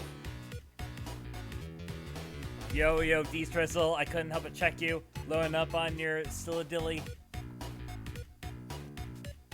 Can't fool me at home, so I know what that's about. So I just got one can of surprise noodles left to bust out here, and I know how you love your noodles. Do you want to play a game? Man, no.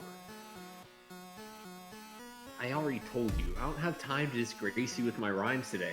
Sorry, dude. That's so whack. I've been watching you waste nothing but time all looking at your horse pictures and shit. So I'm like, that shit's as whack as I'm a guy made of metal. Sit your ass back down, cause we got shit to settle. Just park it on my grill, you be whistling like a kettle. It's wraps a one-wheel device on your foot, don't reach the pedal. Word. God damn it. Alright, this is all you get. Wrap off. Man, I got a nap off. You and your sad rap ambush. Shush your ass down while I pap you with plush. Don't. Push mad facts on the hapless. Shit's practically axiomatic. You don't talk smack with Orange Crush. Don't. Dan dog, why as a robot I got to be so predictably susceptible to liquid like this? It ain't cool. That's a pretty good square wave voice. That's a solid square wave. Yeah, I like it. I think that's the best square wave voice.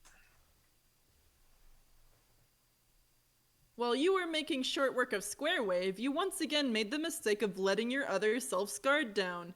You are accosted by a Dursite agent with a serious axe to grind. These guys aren't supposed to know you're awake. Looks like your cover's blown unless you act fast. Dirk, act fast. Arrow. Oh shit! That seems to happen to the hegemonic brute a lot. Arrow. Yeah. Poor hegemonic brute. His time in the spotlight has been cut tragically short. You almost feel sorry for the guy. But now you have a problem. You spend the next 10 minutes thinking about it while you stand on his head and stare at the blood on your hands as the often utilized stock graphic in the bottom corner of the image would indicate. That has been used quite a bit, hasn't it? Yeah. Check on Roxy. Mm-hmm. Since the Archagent is clearly leading the assassination efforts personally on Prospit, this means the Draconian dignitary is most likely focused on the Durst Dreamers. He almost certainly ordered the brute to off you in your sleep. You can only hope the dignitary or one of his assassins hasn't already gotten to her. Dirk, exit. Arrow.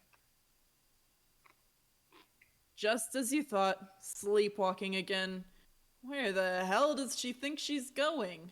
Be waking self again. This is kind of a redundant thing to do since you are always consciously both your waking and dream self at the same time, but you'll let it slide. You should probably stop dwelling on your Durst problems and try to get this show on the road. Pastor Roxy. Didn't we already read this? Yep, it's all the Yes. same conversation. Arrow. And more of the same. And it ended with, just don't send that file to Jane, okay? Take actual responsibility seriously.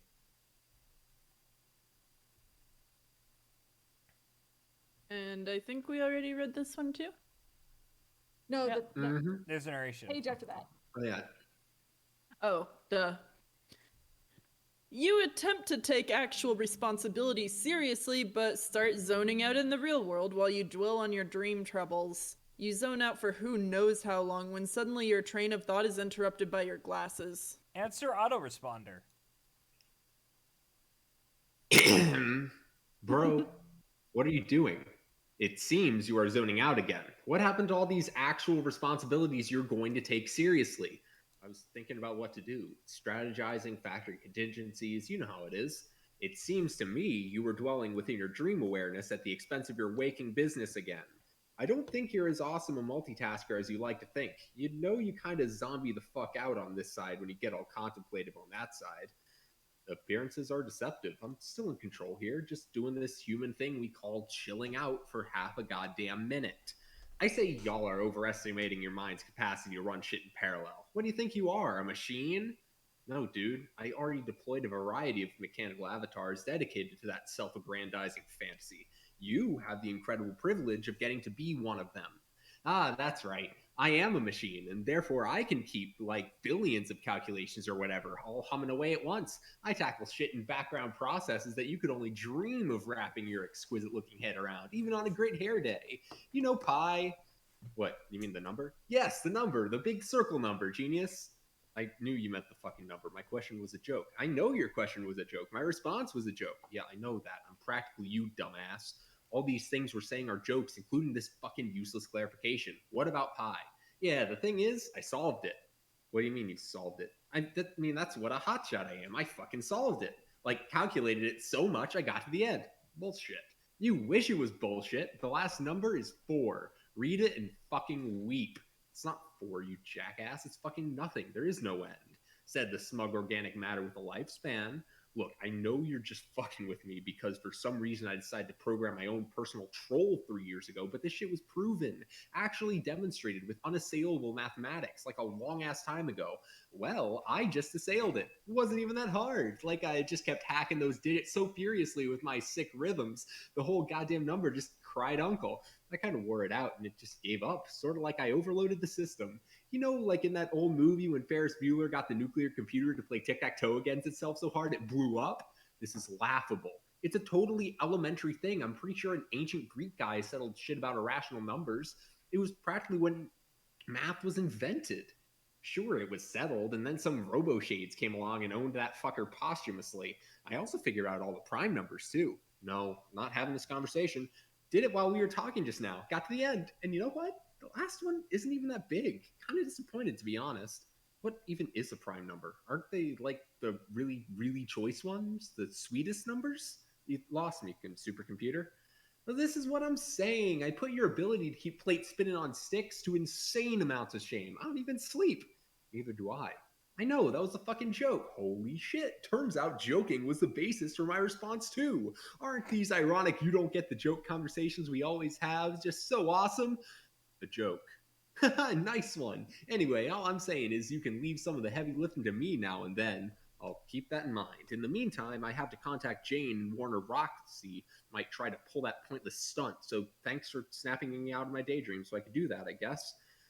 Looks like you're pulling your weight already. See? Maybe that was my whole point in having this conversation. Your point was to fuck with me like it usually is. My point was to point out to you you've got multi-self-management issues. Dude, juggling too many selves for being not software. My point was also to fuck with you. Also, my point was to ask, are you really going to go through with it today? What? The Jake thing? Oh, God. Will you just... Hold on. Let me deal with the Jane thing first. Dirk, warn Jane. There is so much gay. Oh my god. This wasn't 2012. There is so much gay. Yeah. Hell yeah. I should probably warn you. About what? Yet another exploding game trap? Oh shit, she already sent it? Yes, but to be fair, she warned me not to run it. That's weird. How is the Jane thing going? Not well. Roxy already destroyed your computer. Maybe if you weren't spacing out so hard, you could have prevented that. Just saying. As if you're actually concerned. If you were, you could have said something to Jane instead. Almost like you enjoy sitting back and watching what happens when shit goes wrong. Has it occurred to you that maybe I have diabolical interwoven plans just like you? You're not the only one who can pull strings. So this is either another bizarre instance of AI-driven irony, or you are admitting that you are actively trying to sabotage my plans. No, our plans are not in contradiction or competition, bro. You'll see.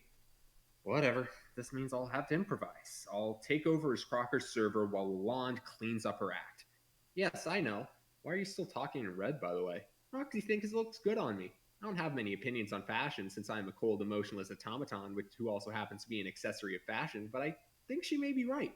Are you still talking to her? I was for a while. I may yet again. Why are you blocking me from viewing the transcripts? What the fuck are you two even talking about? You, mostly. That doesn't really sit well with me. I'd almost rather you both engage in ironic flirtation. Who says we don't do that too? I don't get what is even your problem with that. Because you obviously do it just to piss me off. How do you know? You don't know me, dude. You don't know anything about me. Maybe we're perfect for each other. I, a street smart, fast-talking application with a fuckzillion IQ trapped in a pair of triangular sunglasses that literally only the Japanese could consider to embody the platonic ideal of cool. And she, an often inebriated, lonely hacker teen who just wants a boyfriend. I ran the numbers on this. Trust me, it's a match made in goddamn crack pair heaven. I give her what you can't, and that just drives you crazy. Just admit it. See, it's lines like this which make it obvious your only intent is to jerk me around. Nobody actually says shit like that and is serious about it. It's also obvious because you're me, and I'm sure I would be constantly fucking with my own head if I were you. Touche. Or should I say douche? You shouldn't say the former, and you should definitely never, under any circumstance, say the latter. Okay. We really should talk about the Jake thing. Fine. Arrow. Now do me a favor and hop off the couch. Okay, what are you doing? Making room for something big. So you're going through with it then. Today is the day? No, it's not that simple. It's a very dynamic situation with many moving parts, and I'm waiting for it to unfold. If the right opportunity presents itself, yes, I could envision myself taking action. Dynamic situation with many moving parts? That's the shittiest erotic excerpt I ever read. Which one of us was supposed to be the robot again? Shut up. I think you're being coy with me. Don't you? Not really. It seems there's a 3.14159 chance you aren't being coy with me. Are you being coy with me, Dirk? I am seriously going to go into your program and remove that particular speech pattern from your routines. It stopped being funny about 2 seconds after I coded it. The compiler even flagged it with a warning. Warning on line whatever. Dirk, this isn't fucking funny. I think you have this whole blueprint in your head about how it's all supposed to go. He acts as your server player and brings you into the session, then later he joins the game. Maybe he finds himself a bit overwhelmed by it all. No extra lives left or anything. Suddenly, he's backed into a corner, surrounded by monsters and out of ammo. Substantial vulnerabilities up in here. The kind that make a guy question what he believes about himself. When who shows up to save him? None other than his dashing client player, plus one bitchin' pair of shades that'll have the best seat in the house when the fireworks go off. Wait, whose fantasy were we talking about again? Your gutter ball was so rowdy that it catapulted into the adjacent lane. Dirk, deploy. Yeah, you're right. The scenario is too pedestrian for you. It would probably be a lot more effective putting yourself in danger and letting him be the hero. That's pretty much what he wants, right? To be a cheesy action film hero with his twin Berettas and silly shorts. A man of triumph on the silver screen, standing tall on some fucking mountain, conquering ruins, clutching a skull, and kissing a dude. Pure Hollywood. See, this is why, even if I did have a specific plan, I wouldn't go into details with you. You would just fuck it up. You're the biggest unknown quantity here, which is pretty weird considering you're a virtual reflection of my own thought processes. You're making a mistake not leveling with me. I am totally on your side, man. All of my machinations have been devised with your interests in mind. And anyway, it's too late for you to play damage control with me. My shit is in motion, and now we're beyond the pale. Pretty sure it's pale. Is it now? That's lewd. Deploy more stuff. You know, considering your lectures about dividing my concentration, you seem to have no problem making a distraction of yourself. I'm trying to operate here. It's cool, man. Just say the word, I'll back off. But like I said, I'm on your side here. I can help. Arrow. Here, check it out. Dude, what are you doing? I'm proposing a distraction. Arrow? What? See? I'm just gonna dangle one of her... See, I'm gonna just dangle one of her dad's ridiculous dancing figurines in the air like this and get his attention. Okay, if you want to help, that's cool, but we should try to agree on some shit first before we hijack the controls like this. Then when his back is turned, she can run into the study. Yeah, that's fine, but I already had a plan sort of like this if you'd actually let me do it. Can you just put the fucking stare down? Jane, now's your chance. Run. Wait, what? What a sign. Deploy Cruxiter. I was going to stick the Cruxtruder in the kitchen. Distract him with that. Arrow. Once he follows it in, Jane can hurry to the study. Oh shit, it's Pony Pals. I guess Dad saved it from the explosion or something. That beautiful bastard. Yes. Hell yes. Hell fucking yes. Run to study.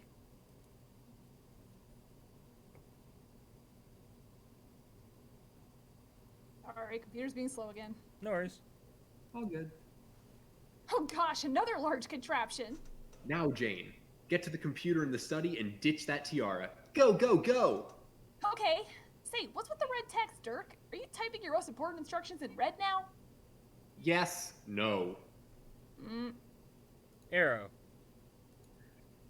Alrighty, I am in my father's study. I have kindly asked Mr. Sebastian to hand over the reins to this silly computer shaped like a man. What now?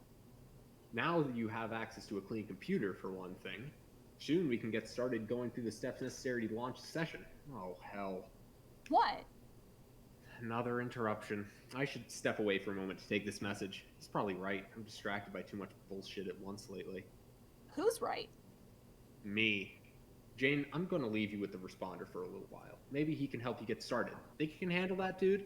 I'm all about being able to handle that. You don't even know. I will perform an acrobatic pirouette onto the handle, wherein the handle literally represents my ability to handle that thing. Okay, got it. You and the handle are tight. We don't need a whole thing about this. Once I stick the landing on the handle like a champ, I'm going to get down on one knee, pull out a ring, and propose to it.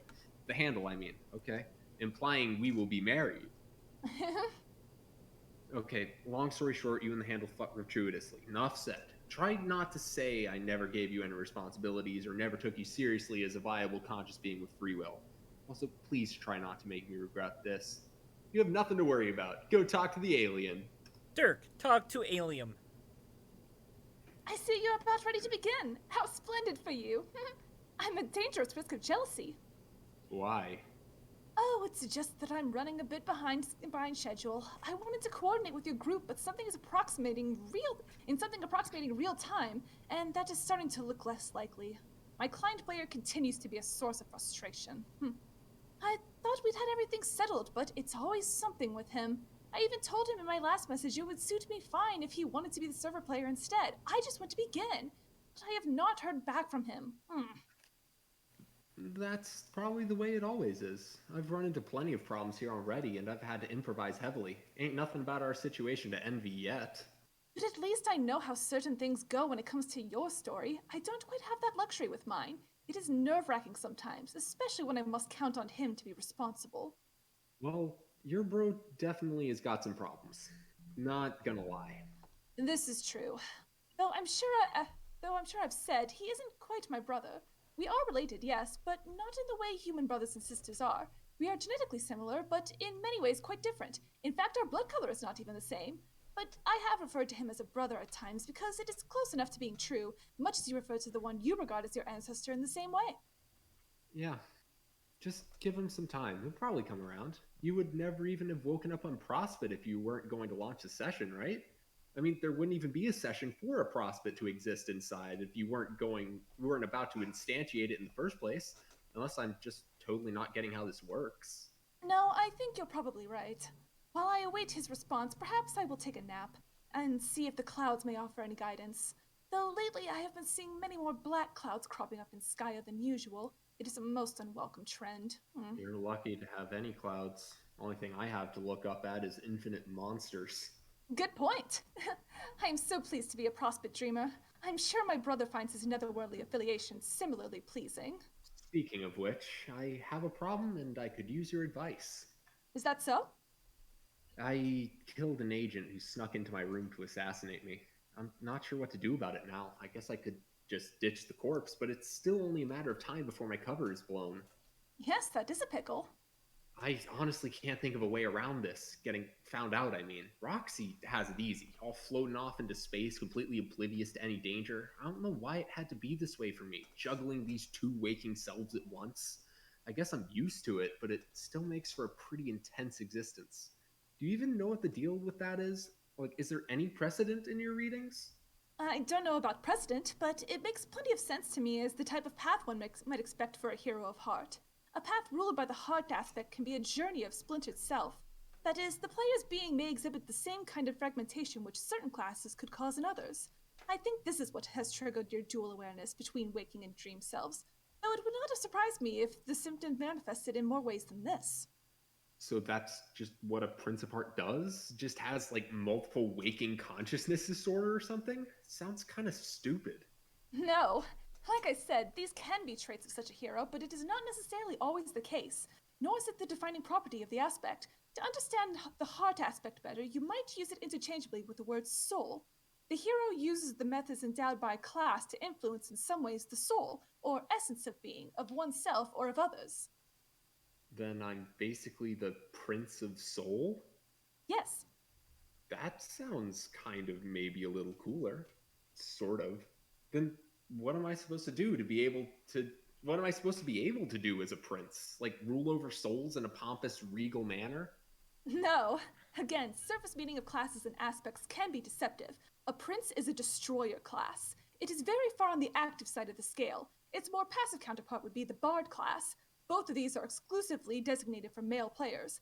To understand a hero's capabilities, it always helps to search for the right way to parse the class aspect pair into a more explicit statement. For instance, being active, a prince could be viewed as one who destroys X or causes destruction through X, if X is the aspect, while the more passive bard could be seen as one who allows X to be destroyed or invites destruction through X, as if by the will of the aspect. I'm obviously no expert, but that sounds like a pretty odd thing for a bard to do. Maybe. It's a quirky class, somewhat like a wild card role for a hero, very unpredictable. They are typically known for their spontaneous and dramatic story altering influence on the fate of a party. Some of the more remarkable tales involve such parties, where the bard is single handedly responsible for their spectacular downfall or improbable victory, or both. In truth, you are probably fortunate your group doesn't have one. I think we have enough unpredictability as it is. So, if I'm following, my title nearly parses as Destroyer of Souls. Indeed. Well, that's a little more badass sounding, I guess. But I'm not sure I'll ever feel a major need to destroy a soul unless I become a cartoonishly villainous sorcerer someday. I wouldn't be hasty in rolling it out. That is, finding the need to use the ability, not succumbing to any sort of villainy. We tend to have these roles for a reason, and that reason usually finds us, especially if we are to achieve god tier ascension. Okay, do I do that? No, Dirk! I mean, no, I will not tell you. Give me a fucking break. Why don't you just tell me? Who cares about spoilers? What's gonna happen is gonna happen. That very well may be, but it will dreadfully complicate both our lives if what is to come results from self-fulfillment alone. A great deal of instructional material is very clear on this. Besides, you make it sound as though I know everything, which I most certainly do not. Pardon the sideways tongue. Wait, Hey, Vega. wait, don't you? I thought you did. I have read much about your story in text and have pieced together the overarching, exceedingly complicated saga as best as I could. I have much authority over these events as a historian, and am at the mercy of my sources. I also am able to access much of your adventure through this terminal, but there is a limitation to this too, which I may as well admit now to get you off my back. What? I can view all events involving you and your co-players on Earth for your entire lives until you enter the game. I can also view some events after your session begins, but not for very long, thanks to your tipsy friend. Oh man, what the hell does she do? She blacks out your entire session. I'm sure this is not deliberate on her part, but thereafter I can see nothing at all. Huh. But I have never considered this to be the detriment of either party. I still wish for us to collaborate and to help each other out. Beyond a certain point, we simply must communicate in the dark. Okay. So there are many things about your future I do not know, at least not firsthand. But as you have probably ventured, I am quite an enthusiastic admirer of your group of heroes and your incredible story. Though I can't see what happens much later, I can certainly speculate, and I very often do. I guess it would not hurt to share some of my speculation with you. In fact, now that I consider it, that could be the most fun thing of all. Speculation? Yes, theories, examining all the clues and hazarding our guesses. What does it all mean? Everything about your vast epic points to a central mystery which I have not been able to solve yet. You might even call it the ultimate riddle, if that were not already codified as a thing in scripture. I have so many theories, I wouldn't even know where to begin. So, you're kind of obsessed with us then? I wouldn't go that far. Oh my, I'm probably coming off as an absolute nutter now. No, not really. I just want to understand. So, can I ask, just to get a better sense of the nature of your admiration, when you engage in the aforementioned speculation, is it strictly on a factual basis? Or do you start to fictionalize? What I am asking is, have you ever written stories about us? Oh, God. Yes. There is a troll me reading those stories right now. Arrow. Interesting. Would you ever be inclined to share? Oh, no. I would be far too embarrassed for that. That's cool. I'm not trying to pass judgment here, just curious. Do any of these stories about us by any chance involve romance? Well, maybe just, a wee bit. How we? A smidgen or two. Which is it? One smidgen or two smidgens? Okay, a whole bloody lot of smidgens. I'm sorry. Okay, I'm seriously curious to read some. I won't show anyone, I promise. But you wouldn't even understand it. My species has a completely different understanding of romance than you do. It would probably offend you deeply. Might even sicken you. Hey, wait. And in the background, you just hear, "All right, let me go into the 4 squares." God. Insert shipping chart. These are That the only 4 makes you wanna check it quadrants. out. That only makes me want to check it out more. Really, there's no way it's going to sicken or offend me. Whatever it is, I've seen worse. I'm not judging you at all here. I'm genuinely curious about your work. No, I'm sorry, love. I just cannot abide. If I let anyone read it, I would curl up and die of shame. Okay, no biggie. Is there any kind of work you will share with me? Well, when I find myself immersed in speculation, I do often enjoy drawing the things I imagine. Oh, really? Yes. Any you'd be willing to spare a peek at? Well, yes, you've talked me into it. This suddenly sounds fun, and have just the thing to show to you. Awesome. You were asking about whether you would ascend to godhood, and without getting into whether you do or not, I have speculated on your hypothetical appearance, since that outcome is just as cloaked to me as it is to you. Given what is documented for the typical accoutrements and cut of the prince garb, and palette for the heart aspect, I think this is likely spot on. Holy shit. Do I actually have to wear that? Perhaps it all depends upon how much of your inner greatness you wish to realize. Okay. What's with the butterfly wings? We sprout them upon ascension. Aren't they beautiful? I have seen many depictions of such heroes with wings, unless they happen to be hiding them beneath their clothes. I guess I can't be absolutely sure, but I believe it's reasonably likely to upgrade. The upgrade is universal. Oh, I should sure as goddamn Christ hope the fuck not. What about this Knickerbocker bullshit? Is that legit? Yep, 100% princely canon. God damn it. I guess those ass-kicking gloves are pretty cool. I don't know. I can probably make it work. How much of this shit is compulsory by game law or whatever? Am I obligated to traipse around in fucking tights and puffy little asshole pants forever? No, silly. They are just clothes. You are free to swap parts if you like. Or if you wish to be free of it altogether, change back into your plain clothes and Bob's your uncle, like it never happened. Okay, well, don't get me wrong. I think the drawing is great. I'm only taken aback on some finer points of fashion. Also, Bob's my uncle? Oh, no, love. It was a figure of speech. Yeah, I know that. Ah, did I use it incorrectly? I don't think so. I mean, I guess not. Say, what is an uncle, by the way? It's sort of like this weird, superfluous dad.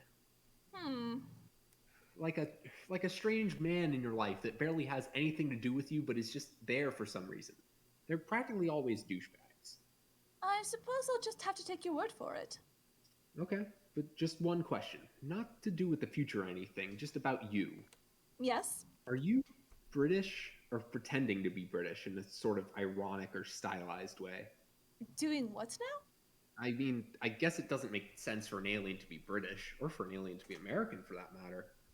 No, I fancy neither of those things make much sense at all. Just the way you type is making it seem that way, is all. Oh, yes, that would be my quirk. Quirk? So, like, deliberate affectation? No, a quirk. Quirk, Dirk. You pretending to be British is a quirk. What the fuck is a quirk? We all need a quirk. It adds spice to our voices and helps us stand out as individuals. That's stupid. I don't have a fucking quirk and I don't want one. Well, of course you wouldn't. You're human. Humans are notoriously strange. My quirk is using XD as frequently as possible. Mood. Rar XD! Arrow. No! I think the romantic practices are. Wait a minute. Oh yeah. Yeah, you got it. Yeah, I think the romantic practices are particularly esoteric. Actually, I have written hundreds of pages examining the striking differences between human and troll romance, as well as reproductive habits, as the comparison makes for marvelous case study in biocultural differences. As long as I am sharing speculation with you, perhaps you would like to read my essays? I could even paste each page right here in succession and allow you to read them back to back to back to back to back to back. Oh, hell no. You're a loss. I would have loved that. Yes. No, because then I'd have to read them in Carcat voice. Yes, you're right, of course. I am probably getting carried away as usual. Forgive my enthusiasm, it's just that I so rarely have anyone to talk to who shares my passion for these matters. Certainly not my curmudgeonly co-player. I mean, not that all that stuff wouldn't be fascinating to pour through on some level, but we kind of have things to do here. Remember you were going to take a nap? By Jove, the nap! Yes, I really must secure a bit of shut-eye. By Jove? Oh, my lord. Your lord? What do you mean by that exactly? Nothing. Hang on, though. Before you go, you never did give me any actual advice on my situation with the dead agent and my blown cover. Oh, right. I would look at it this way. You are moments away from beginning your session, yes? Sure. And you have already spent a long time gathering intelligence unbeknownst to the authorities. How much more do you expect to accumulate even if you could stay undetected? How much strategic advantage is left to gain by delaying your discovery for much longer? I don't know. I say the time to make a stand is now. To hell with the dead sight tossers. Make your presence known. Let them see that the prince is awake and make it abundantly clear what that means. Perhaps it is their turn to be nervous, to cower in the shadows and live in uncertainty.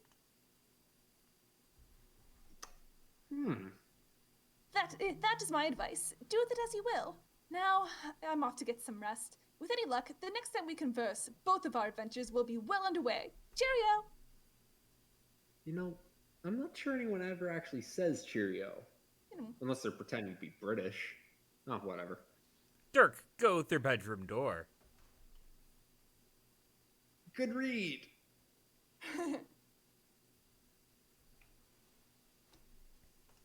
Sorry, I had to catch up. I was doing other stuff while waiting for all that reading that didn't involve me. There was a lot of it. You never leave your room through the actual egress. Your bro blocked the door ages ago with this totally pimp stone bust, which is also a Problem Sleuth reference. You give Captain Snoop a little nod of approval every time you walk by to go to the bathroom.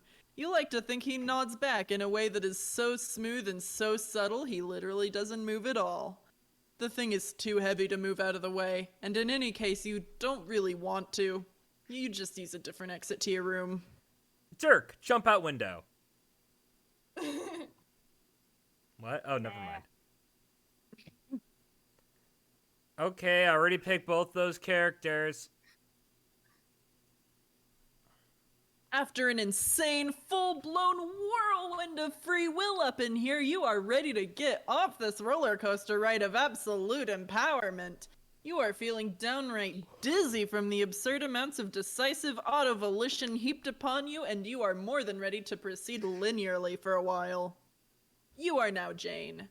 A robot shaped like a bunny has just handed you the reins to a computer shaped like a man. What will you do?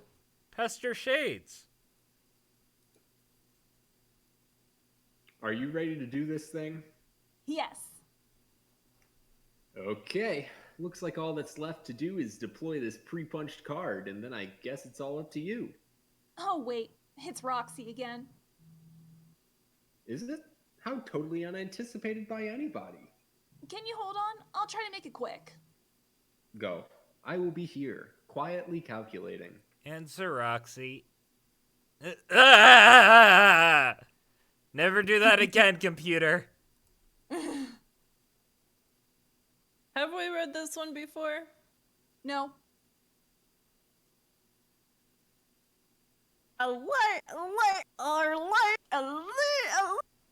Hugely important correspondence. Paging Dr. Cracker. Roll out the Dakra.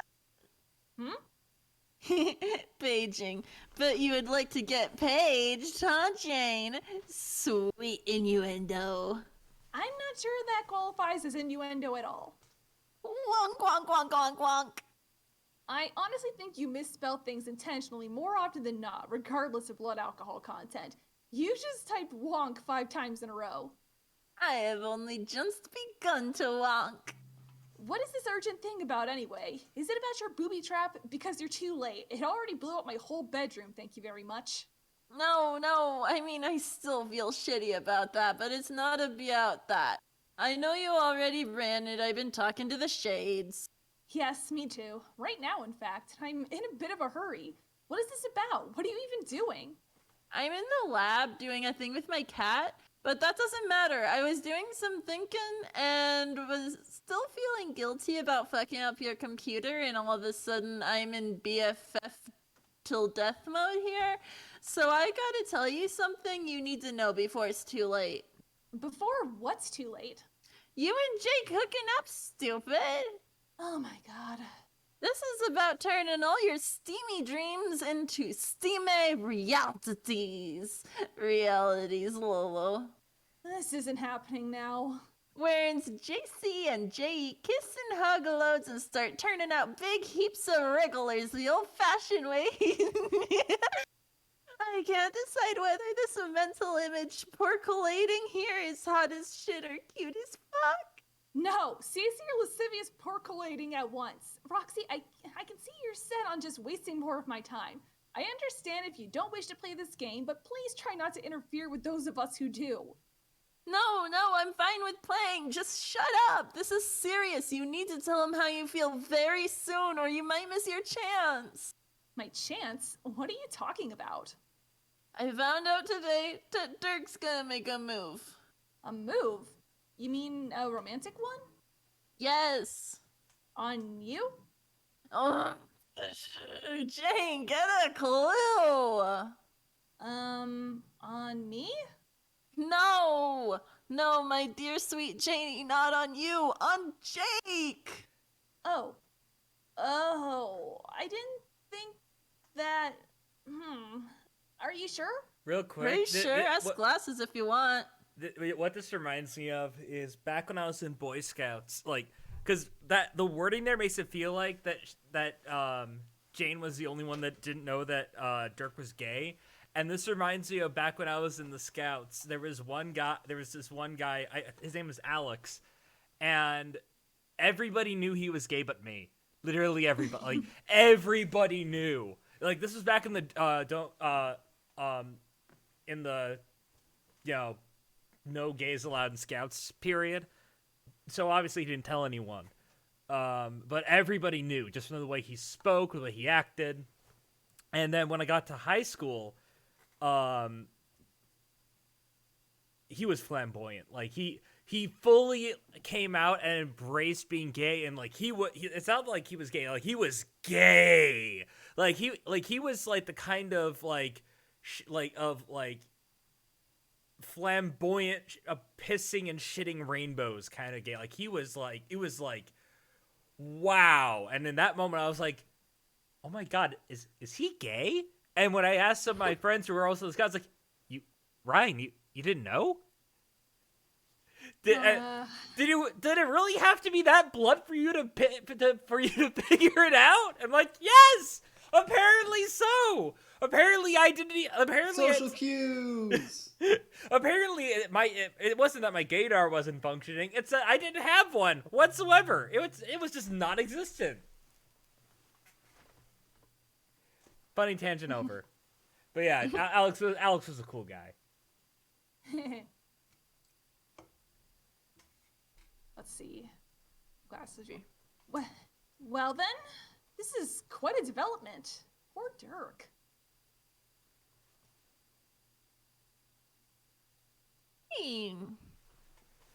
Well, surely when he reveals his feelings, Jake will...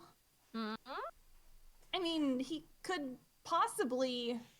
What? Reciprocate? Yes? Why not? Because Jake is not a homosexual. Are you sure? Are you saying he is? No. Then what are you saying? I'm saying that I don't fucking know.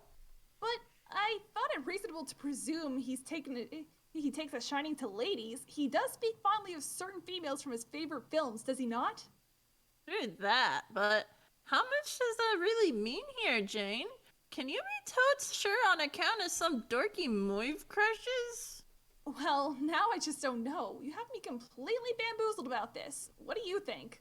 All I'm saying is my gaydar is like the exact fucking opposite of yours, which is to say it is better than completely non-existent. Mine is so sensitive, it has been used to sweep the ocean floor for mythical sea monsters. Turns out, all of those monsters are so gay. Truth. Okay, then what does your acute CB scanner make of Jake then? That's what I'm saying. I really have no idea. Kid is a goddamn gigna. He's as hard to read as fine print. And how I do mean fine. Wonk. Oh, brother. Then your guess is as good as mine? I'm not sure what I'm supposed to conclude from this.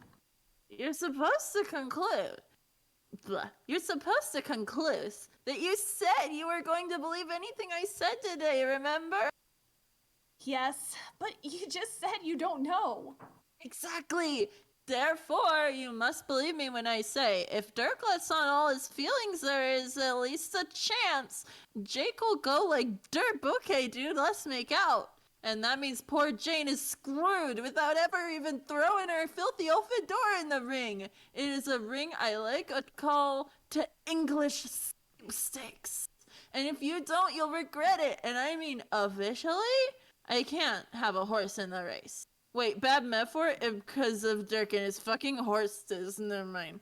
Like, you are both my friends, and I'm not out to mess him up or anything, but I kinda owe it to you as my friend to let you know what's up. And also to get you to stop being such a world champion tight ass. And let Jake know. Oh, not this tight-ass baloney again. Jane! What? Jane! You are the tight-assiest tight ass who ever tightened up an ass. No way! We settled this, remember? My prior resolution made it definitive. I was to be regarded as exceedingly permissive in certain respects. Jane, I am afraid that your bottom is a stubborn clam guarding priceless treasure and a deadly secret. So ridiculous. I'm not saying be an idiot and start gushing at him incoherently, but do something. Say how you feel, or flirt a bit, or ask him out on a date inside the fucking game or such. Cut to him anything other than a bunch of bullshitty pining and tight-assy nothing. You have to do what I say, you promised. I promise to believe what you say, not do it. Those two things are precisely the same shit. If I agree to say something, will you stop tormenting me about it? Yes, but only because that will be impossible for me to do when you and him are snogging hard in motherfucking make-out paradise, aka Sexland. God damn it, I tried so hard to hold. Fine, but let the record show that this resolution has almost nothing whatsoever to do with your use of the phrase Sexland. Just, I need to think of what to say and wait for the right moment. Is that okay? Sure. Just don't wait too long. And don't underestimate Strider's wiles. Nor Jake's, let's say, open-mindedness. The word bisexual exists. God damn it. I was gonna say, like, this is like a hell of a lot of bi-erasure. Well, he does often profess his love for adventure, I suppose. Yup. OMG, I really don't have a moment to spare, do I? You're finally getting it. Now go. And Jane, I'm warning you. If you don't say something to him, I am personally entering the game specifically to fuck your shit up. Lollies outie. Okay, and I have to say this real quick in response to the joke that Swift made. Oh no.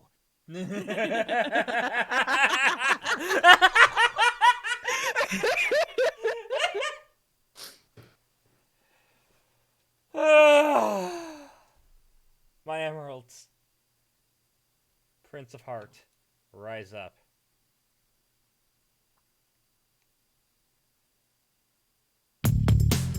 Ah! Get him, English. Durst! I love this song. I say that about every fucking song.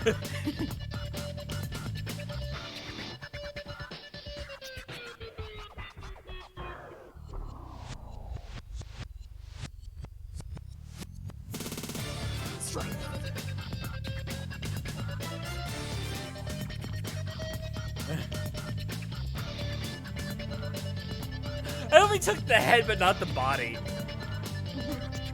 You want him to carry that whole ass body? Look at the size of his sprite.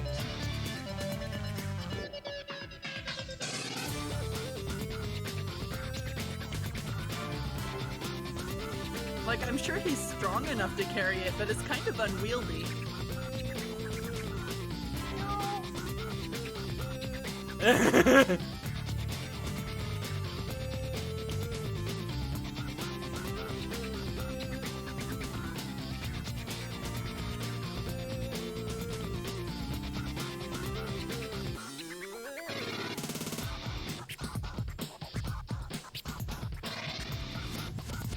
All the Durst civilians just like, what the fuck?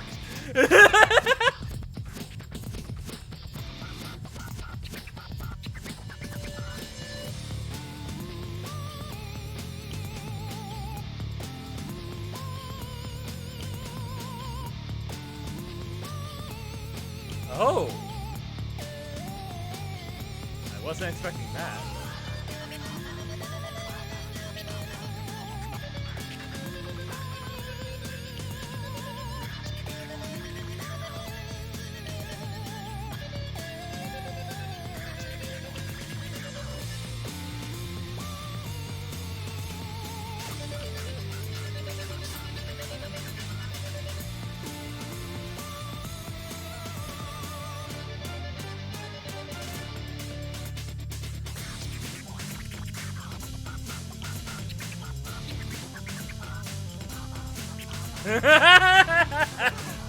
That was a neat touch.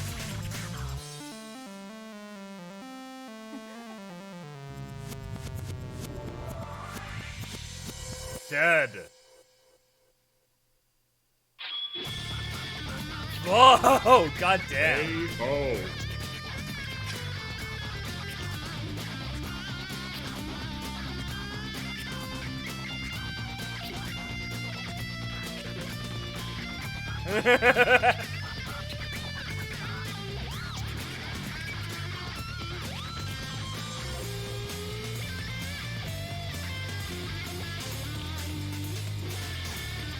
Prince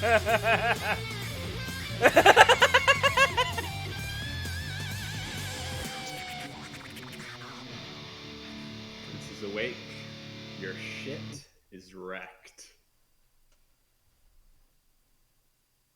Damn. But I'm sorry, is the Durst Queen who I think it is? Probably. Who do you think it is? Probably. What's her face? The happy, super friendly troll. What? No. Pfeffery? Yeah, it looks like No. Pfeffery. Not Pfeffery. It looks like Pfeffery. It does look like Pfeffery. I'll give you that, but it's not Pfeffery. Man, you didn't have to spoil that, guys. Well, I mean, I want to leave him We- guessing okay, as much as come on, we saw- possible. We saw her image earlier in the comic. Come on. Yeah, you're right. I'm kind. Oh, hello, Homestuck Pog. Well, hello. You know, I was gonna say let's wrap it up, but you know what? We got a first time chatter. So I say we. Welcome, yeah. Homestuck Pog. I like your username. How was Homestuck Pog still an available username? Oh my god, yeah. What? How did you do that? Bravo. What have you done? How? Yeah. We're glad to have you here. I hope you like. I hope you like the way we read. Hi, Cap. Yeah. Besides, I feel like we're looking at the log. I think we're just about done with Act 6, Act 2. I being Yes, Yeah, we we might as are. well pull through to the end. my cat has chosen strife.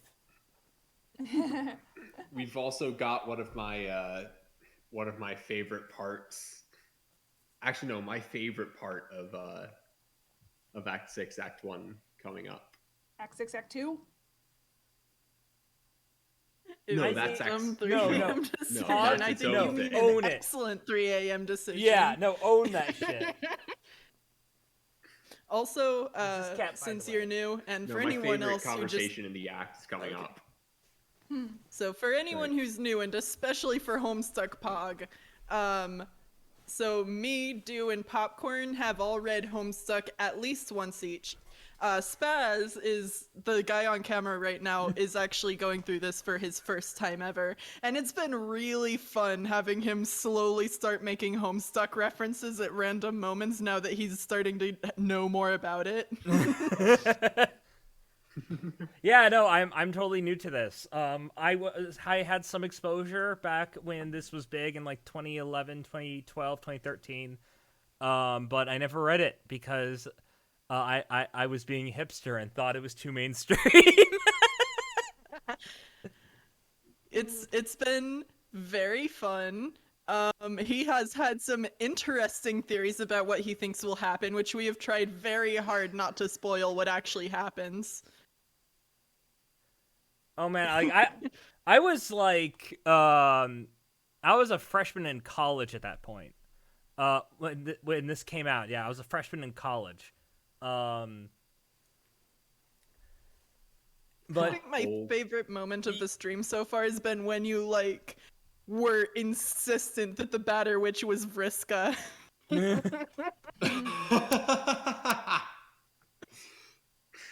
no, it makes sense. I wish it was Vriska. I wish that too. Oh, thank you for the follow, Pug. No. My headcanon, no matter what happens going forward, is the Batter Witch is Vriska. It makes too much sense. If it's anyone else, the comic is wrong. Level up. All right, we should probably keep reading. Yeah. Whoa, God, those fans do exist, though. Like, the author is wrong. This is actually what happens. Do we wanna read what's on Jake's actual ladder? Sure, we got Biao Skylark, Hunk Bo. Rump. Oh, It's am I going the wrong way? pronounced Bo Sky. Well, normally you go bottom to top, but also it's pronounced Bo Skylark. All right, Bo Skylark, Hunk Rumpus Buster, Fisticuff Saffrishinado. Oh.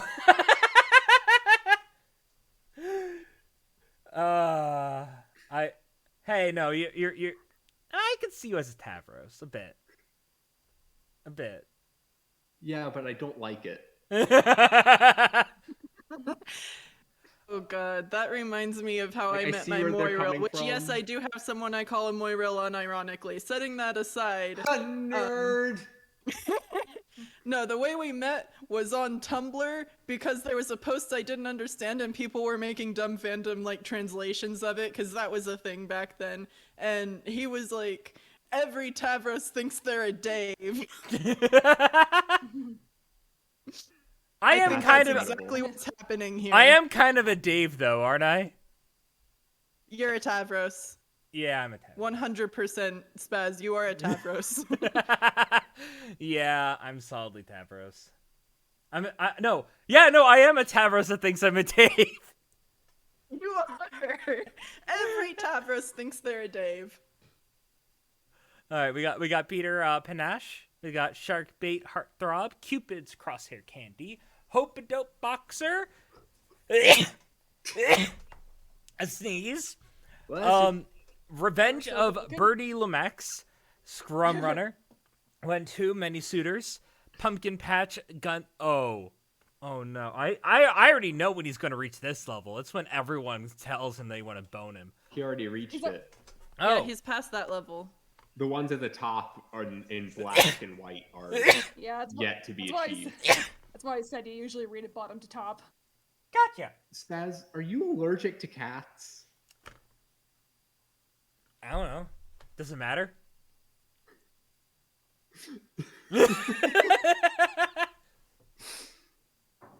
I don't fucking care. I love them and they're mine.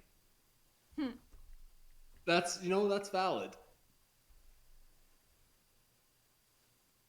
Carry on. You know what? I think we've already gone through the other names. Yeah. I like More or Castor less. Troy. I like Castor Troy's apprentice. How about every time we hit an echelon ladder, each one of us picks our favorite? We should do that. Wait, is Terezi Libra? Yeah. Yes. Yeah, I share a sign with Terezi, but I'm definitely Tavros. Mm-hmm. Assign I Tavros kin at the looked- Homestuck stream. Whenever I see horoscopes and horoscope signs, I don't think of them as their actual constellations. Same. I just go, oh yeah, Tavros. Once you read Homestuck, you never go back. I mean, I'm in the same cast as Tavros. Same blood class. Mm-hmm. I'm a gold blood. Gold bloods So represent. am I. We're the coolest.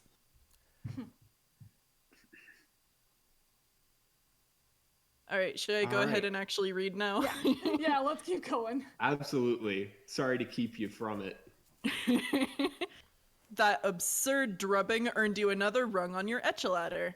One of the steeper prices you've had to pay for a bit of ladder climbing, but in the end you suppose it was all worth it to be able to bask in the glory and prestige of the Peter Panache rung. You guess? Who are you kidding? You don't have a clue what that even means. Jake, Pester Dirk. What the fuck is... It's a blue lady, don't worry about it. I mean, It's Star Wars Rule 34. as you do. Oh, what voice did I give him again? Vaguely Was it? Irish. Bro. Yeah. Oh yes. Bro. I forgot we've got Irish fucking Jake. Your contraption and its busy fits just royally kicked my arse. And that sure as God made me little green apples isn't all there is to say on the matter. Irish accent works so well for him. I am always surprised about this every time we come back to it. Are you listening, my friend? I'll have you know my ass was straight up served ice cold. My savage caboose has been catered to impeccably. Has been catered to impeccably. Not unlike that of a gentleman stranded on an island inhabited by a race of indigenous butlers. I hope the fire-fit scenario I have described has adequately communicated the severity of my robotic butt whooping. Does this mean I pass the test or whatever the fuck? Can your robot drop the bullshit and give me the uranium now or what? Dirk? Where the frig are you? I'm afraid Dirk can't hear you right now, Jake. Oh, nuts.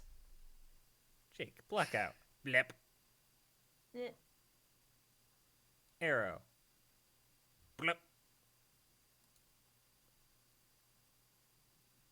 Arrow. Arrow. Arrow. Oh, hi! Dun dun dun! Arrow. I'm amazed you didn't immediately say Batterwitch. Batterwitch. Arrow. Confused? Blip.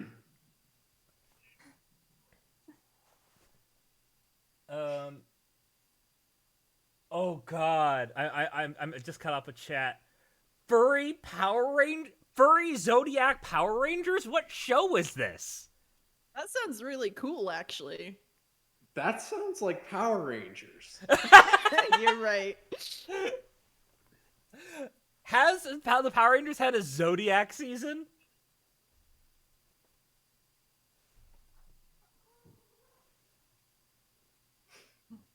Yeah. Oh, that's cool. I started my voice impression career because of voice acting.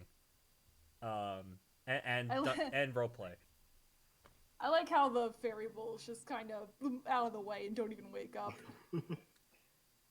Mini I just think Force. voice acting is fun. Like, I don't know that I'm particularly good at it, but I have a lot of fun on these streams. My Mini first Force. voice acting experience Oh my was in god. 8th grade It is. It is with literally. Peter Pan. Oh my god. It is literally furry Power Rangers. It is like I'm looking at images Bravo. right now. Like it is literally furry Power Rangers. Oh my god. Is it made by the same company? Dear God, I hope so. I kind of doubt it with that art style. Oh god, yeah, no, it's. Oh my god. My mind has been blown. Holy shit. Thank you so much. They had a full movie? New Heroes Rise. We have to watch that for one Oh of our my movie god. nights. So, something I love about this is that it has maintained the tradition of the token female character having some obligatory piece of clothing while everyone else is completely naked. God, we have to do it for a movie night now. We have to have a mini Force movie night at some point. Oh, it has a horrible That's dub. incredible. I second this. God, it's perfect for our movie nights. They made a Beyblade. Oh my god, Pog, you have blown my mind. Oh, wow. Also, we have a Discord channel if you want. No, Oh yeah, no. I forgot. Hell yeah, we do. Normally I'm the one that plugs the Discord, but I forgot. I was distracted. So yeah, Jake, Pester Roxy. Oh, hey, Swift, thanks for reminding me to put that on my soundboard. Uh-oh. I still You can't. guys go. I was just gonna say, you guys go ahead and read. I'm gonna take care of that now. Okay. Well, I still can't find Dirk. All I get is his jerkwad shades. Surprise, sir! Freaking surprise.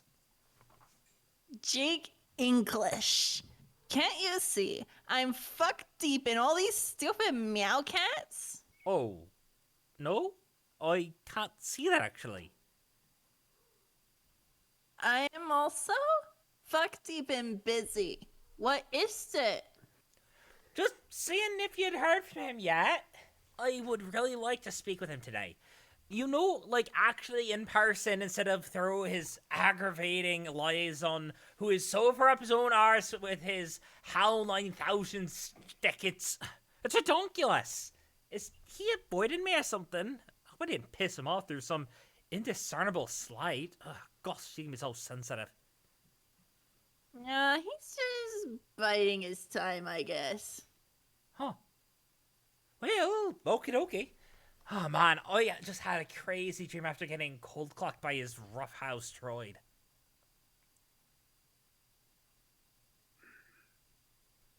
Sorry, I got distracted. Yeah, there's been that going around. What? Dreamin'. What Dream- was yours about? Well, I don't want to alarm you or anything, but it may have featured none other than the girl of my dreams. What? She had sharp funny horns and a nice blue dress, and she might have been some sort of spidery vampire. I don't know. It was very brief, but she waved at me. No. This won't do it all. Oh, what won't? You slobbering over some alien dream girl. Fuck that. Having enough a hard time keeping trash of the jig stakes as it is. The Jake Steaks? The Jake steak.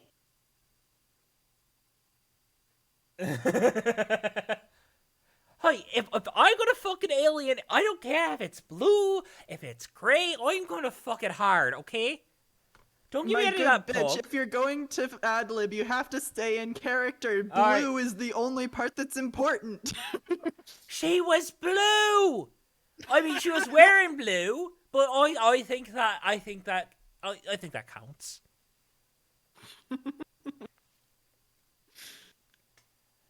Alright, Moving on. Also, who said she was an alien? I just thought she was some kind of pretty monster. Listen, bro, I know you love adventures and dumb shit like that, but you are forbidden from thinking about her again. Okay, I mean, this is a strange reaction, Roxy, but okay. She was a figment of my imagination, so what choice do I even have? Exactly. She was a fake girl, so forget it. A fakey fook. Wait a minute. Has Jane talked to you yet about anything? About anything? Yes, I do imagine our last chat could fit that description. No, I mean about anything serious. Feeling saucy. What ways? Shit, about your emotions. Not really. Oh, I knew she'd procrastinate on this. On what? Can you just message her now? Sure, but what are you talking about?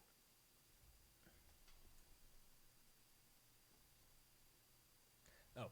Should I expect a serious exchange about feelings and whatnot? Depends on the present magnitude of her tight assery.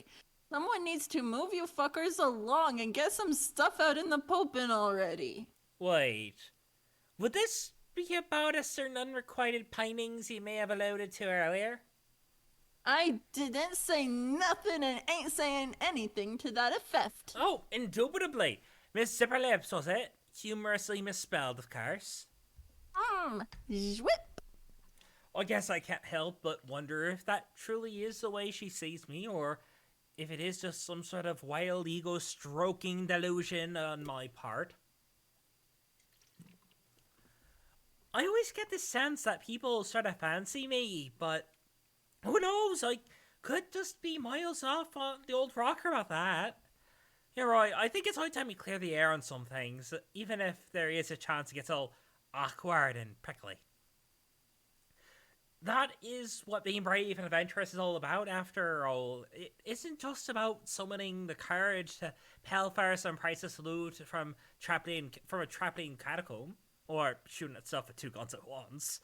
There are treacheries at heart to consider. Wow, you Evan dork. But yes, do that. Shit, I gotta go. I think there's someone in here. Are you in danger? Huh. Jake, pester Jane. What the fuck is that?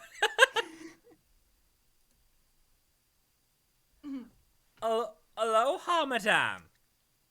Jake! Hey there! I was actually about to message you. Yes, I have heard that maybe your correspondence was forthcoming. You did?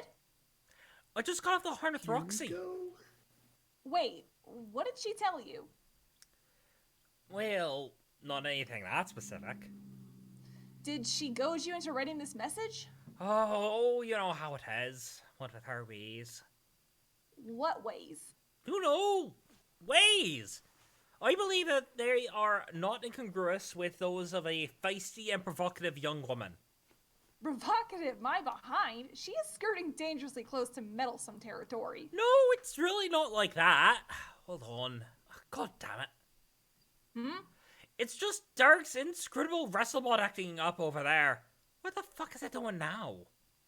Has one of his gadgets been causing trouble for you over there as well? If by causing trouble, you mean clobbering the ever-frickin' tar out of me while still switched to the novice setting, then yes. But that is not my message to you. I will not be deterred here, Jane.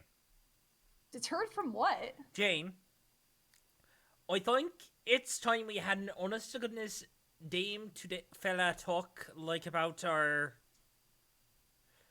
stuff, you know. Our stuff? our feelings, like how we feel about one another. Yes. Okay. I don't think I'm out of line. Yeah. I don't think I'm out of line in suggesting we've been tiptoeing around some things here, do you? Have we? I think so. It's just a hunch.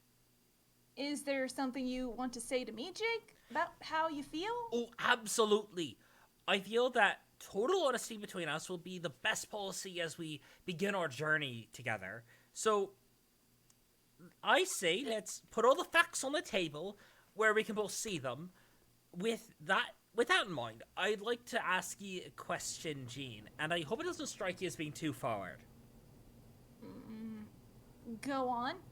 Maybe it's just my imagination, but I've picked up on certain, let's say, heads. So I have to just come out and ask.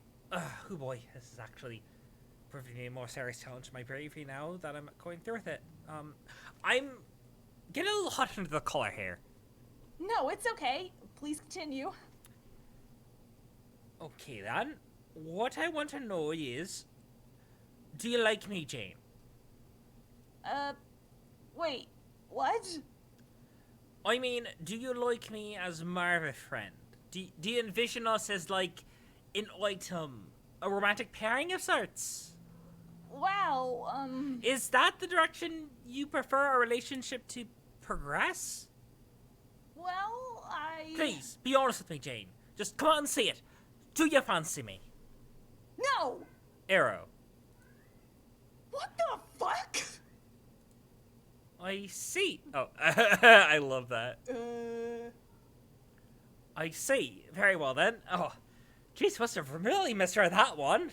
Kind of like a bonehead now. Are you sure the answer's no? I guess that sure was the thing I said. Ah, fair enough. I guess I did put you on the spot there, didn't I? You know, it might sound cocky of me, but I really was not prepared for this answer. I must think I just did this epic... You must think I'm just this epic freaking tool now. Couldn't say I disagree with you if you did. No! Oh my god, what am I saying here? Jake, I didn't mean it. I didn't want to make you feel that way. Now, Jane, let's not backpedal here. You've spoken the truth, and I greatly appreciate and respect you for that. But now I think about it, you know what? No? Please don't take this the wrong way, but if your answer actually... please don't take this the wrong way, but your answer is actually kind of a relief. It is? I consider you to be a lovely lady of the highest caliber, and I really think any gent worth his salt would be a huge bozo to let the chance to go steady with you slip through his fingers. I've given this possibility some thought myself. You have? Sure, I'm only human, Jane. I'm going to entertain, let's say, certain ideas, what ifs, you know. Like, if we did meet up someday, and you asked me out or something, I'm sure I'd say yes, given all we've been through together, and, well, who knows? You would? Probably, but I'm babbling here. The point is, those are all just silly daydreams about stuff, and about your feelings for me, and I was just projecting onto you, which weren't even real. And now that we've been honest with each other about this, we can just move on and just be great friends. Friends? Oh boy. And it's just a load off, to be honest, because that was a lot to think about on top of everything else. Everything else? Things are just kind of complicated for me, Jane, with you and Roxy and Dirk and his crazy responder just now. It's this tangled web, let's just put it that way. I don't think I'm following.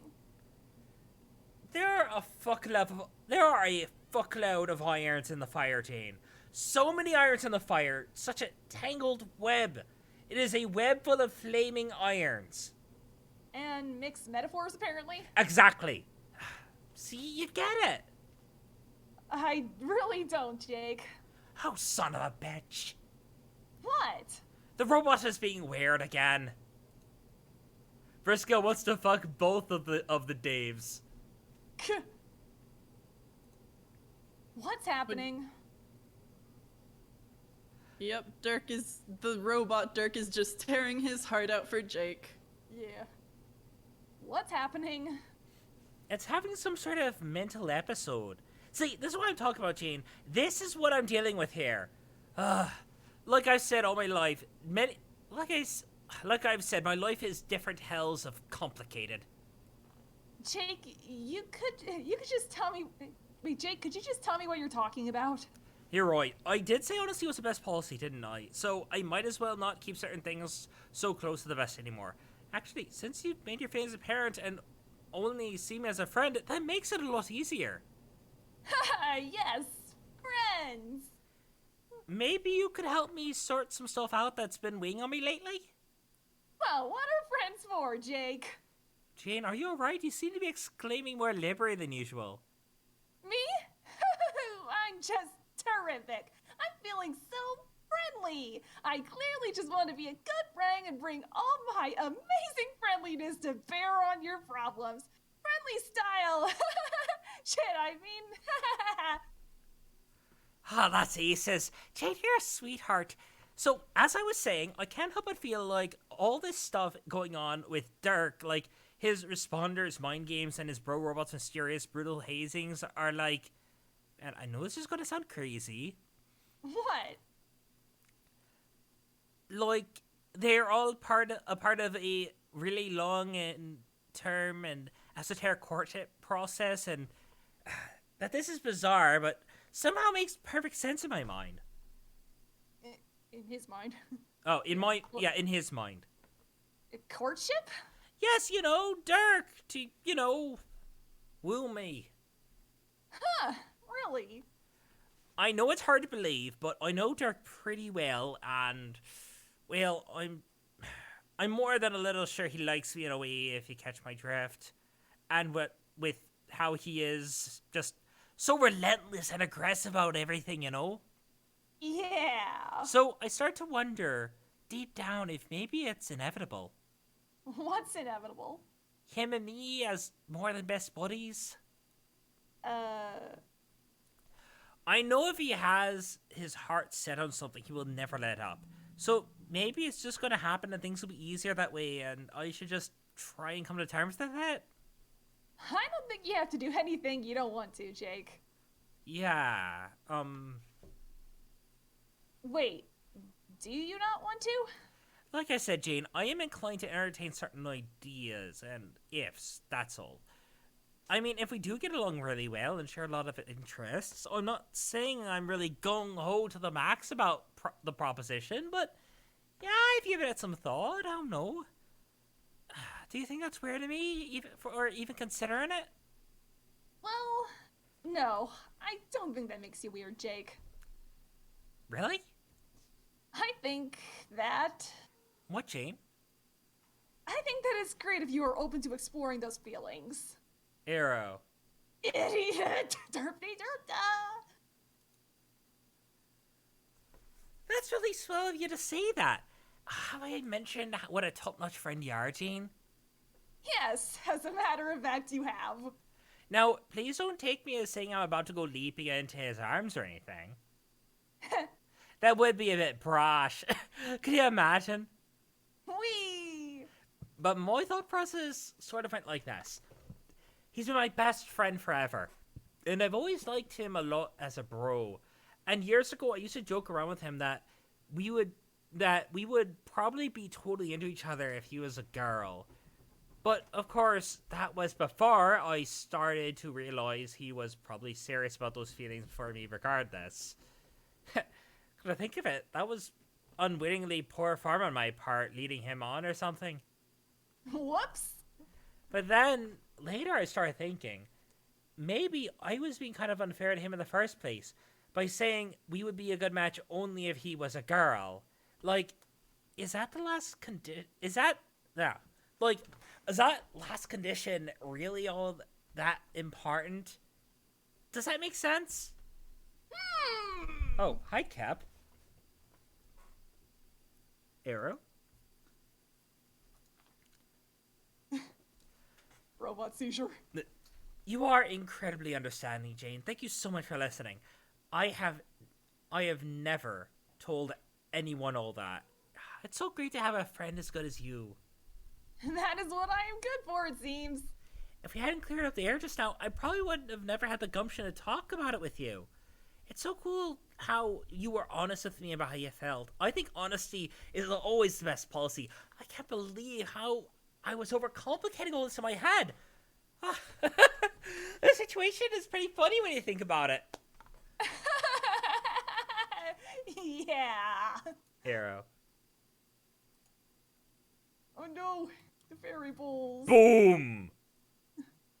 Say, Jake, not to cast doubt on your feelings, but are you quite sure all of Dirk's actions have been for the sake of courtship? You did say his robot was prone to assailing you, did you not? Is that really? I was saying hang on while drinking water, but no, that's fine. Oh, sorry. Um, You did say his robot was prone to assailing you, did you not? Is that really an affectionate gesture? well, he basically sent me the thing as kind of a sparring partner. Like, to wrestle with. And I do love to wrestle. Oh, And yeah, I guess he programmed it to be a bit overzealous. But I mean, what do you expect from the guy? I think it's his way of training me to be tougher, which sometimes is annoying. And sometimes when I walk through the jungle, I'm sweating bullets, wondering if it's going to pounce me out of nowhere. But there's actually something kind of exciting about that. It's like every day is more of an adventure. And truthfully, it's probably working. And truthfully, it's probably working. I probably am. there's like supposed to be a period right after working, or a comma or something. He just doesn't really do a whole lot And of mid-sentence punctuation. And truthfully, it's probably working. I probably am getting better at being in scrums. Yeah, I guess you're right. You can tell I work in programming because I hear scrum and I'm like, oh, the the daily stand up.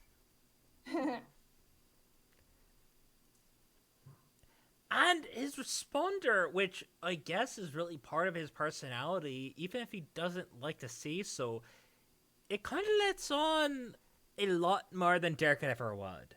It's almost like it's this weird clone of himself playing passive-aggressive matchmaker between me and his real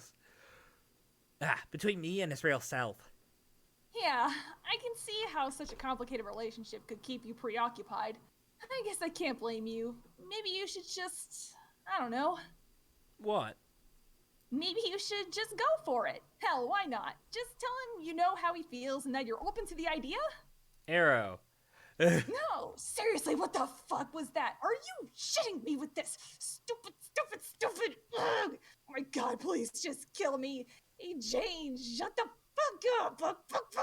Fuck. Has anyone ever done this? Yes. Only every day. Yeah. You really think so? Yeah, sure, why the hell not? Well, I was kind of going to let it play out and see where it... I was kind of going to let it play out and just see what happens and go from there. But you think a more proactive approach would be better? Well, he likes you. You seem to like him well enough. Just, yes, why not? Sounds good to me. Wow. I must say, this sort of advice surprises me coming from you. And why would that be? What, are you expecting me to advocate a more conservative approach? To tell you to keep being shy and cagey and keep beating around the bush indefinitely? What would ever give you that idea about me? Yes, I guess that is a certain strategy to consider. Jane, I must say your perspective on this has been refreshingly bold. I believe you will find that as refreshing boldness goes, I am simply the best there is. Sure looks that way. Screw it, ask him out. Just kill the suspense already. Become boyfriends and such. Have some babies. Whoa, now! Jane, the decision to sire your children with your breast bro is not one to be taken lightly. Okay, I think I have to go. I have this stupid game to play. Arrow. That was Crawling some in! Notch voice acting popcorn. Thank you.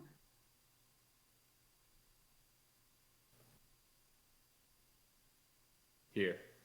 Get this shit out of my face. But you need it. Whatever. Is something wrong? What were you two talking about? I don't want to talk about it, and if I did, I sure wouldn't want to talk about it with you. Should I be offended or apologetic right now? Help me out. You're talking to glasses here. I just want to go to sleep and not wake up forever. I think I'll just put this card over here on the desk. Arrow. Arrow.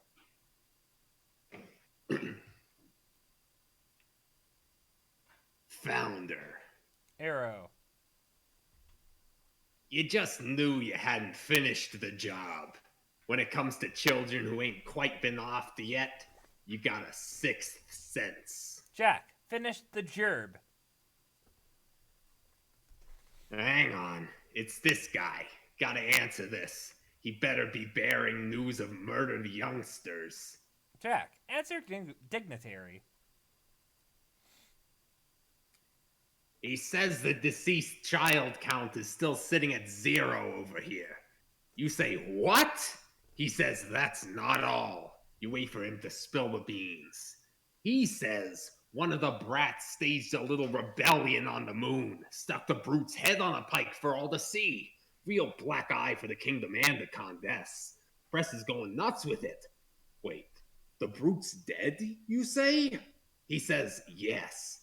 Damn it. He was one of your best agents. You never really cared for the guy, but you admired his brutality.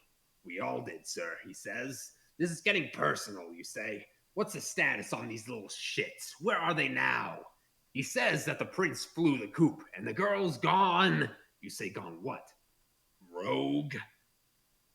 After a little while, he says AWOL. The guy doesn't really take a shining to puns, and you can't say you blame him. You say you're just going to finish your business over here and then take the next shuttle to Durst. Over and out. Arrow.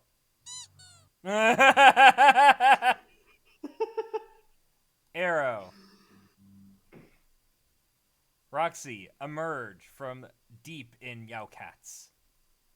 Why did you have to clone so many cats? Why did they all have to breed so much? Why do they all have to be so friendly? This doesn't seem to be a problem to me. Roxy, proceed to transmaterializer. You trudge through the fluffy morass in the direction of the mysterious device known as the transmaterializer. Need to send this dead cat back to mom and get this show on the road. Arrow. Noises, noises, noises, noises. More noises echoing in the distance. Some of the meow cats get nervous and poof up their tails. It's pretty clear you aren't alone in here.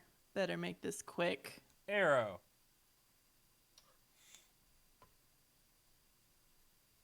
You never understood what the point of this thing was. It's old and damaged. Whatever is supposed to show up on the screens is blacked out, either due to the damage or due to this voidy blackout bullshit that seems to follow you wherever you go. Arrow. Here's the lab's funky purifier, which you use to clone all these cats. You use your other purifier to make paradox slime from cats, gather and mix the slime in this machine, and crank out the mutant kitties. You can't use the cloning device's native purifier to make cats because the target is locked onto your mom.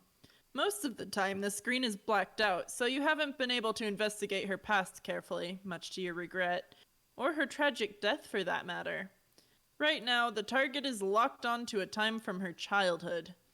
It's a good thing you stopped by. It's reminding you to collect a DNA sample for later so you can jumpstart this tri-generational Lowland family reunion that's apparently supposed to happen. Roxy, a purify. Blip. Arrow. Splorp.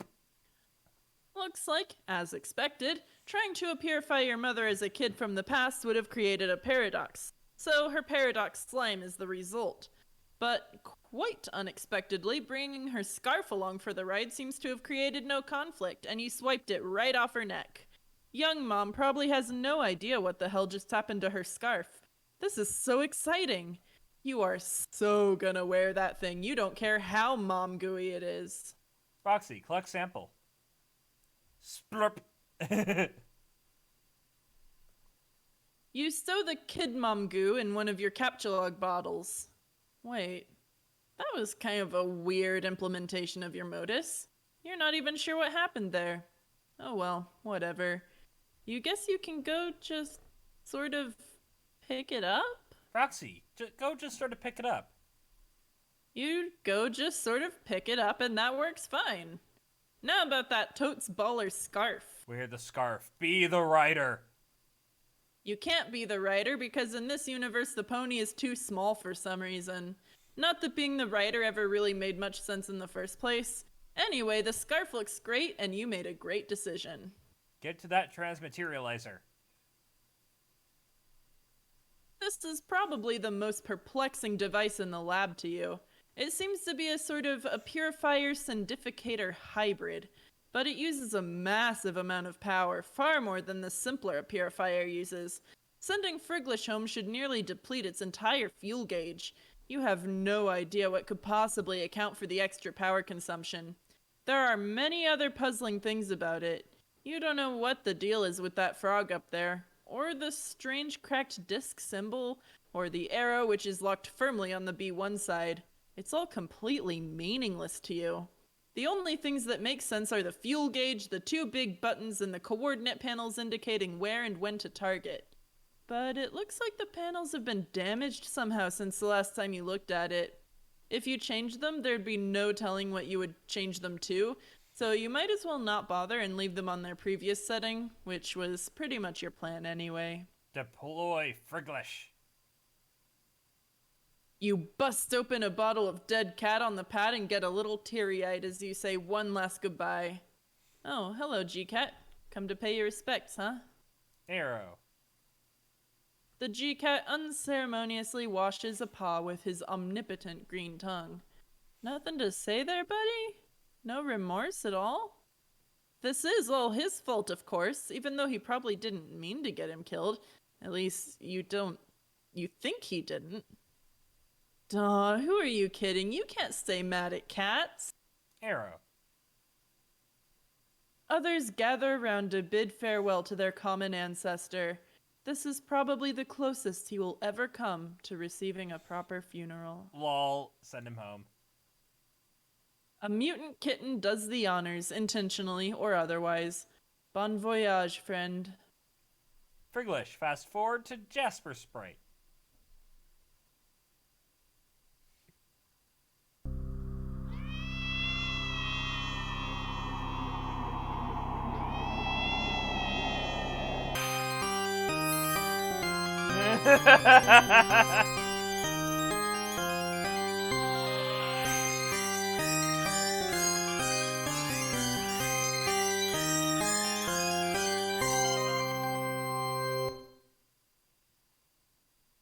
And that's pretty much how all that happened. Now, where was the thing? Is it in the top right corner? What No. thing? I mean, this should be it, isn't it? Hold on. Hold on, stay here.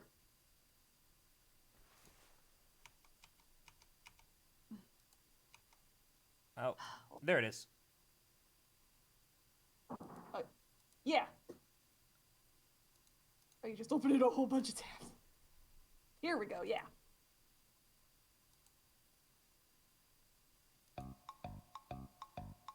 What? Let's go!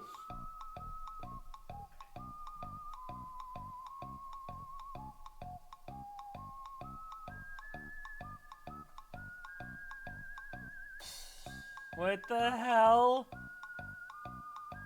Hey, Rose got to ride. Roxy doesn't really get the same privilege, but still.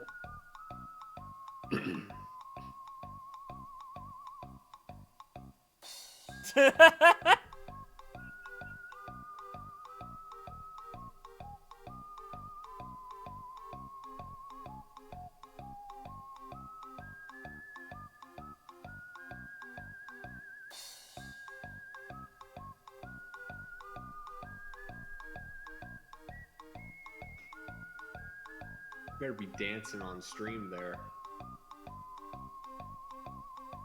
I'm grooving. All right. Nay. Thank you, Michael Guy. How much Bowman. farther do we have to go?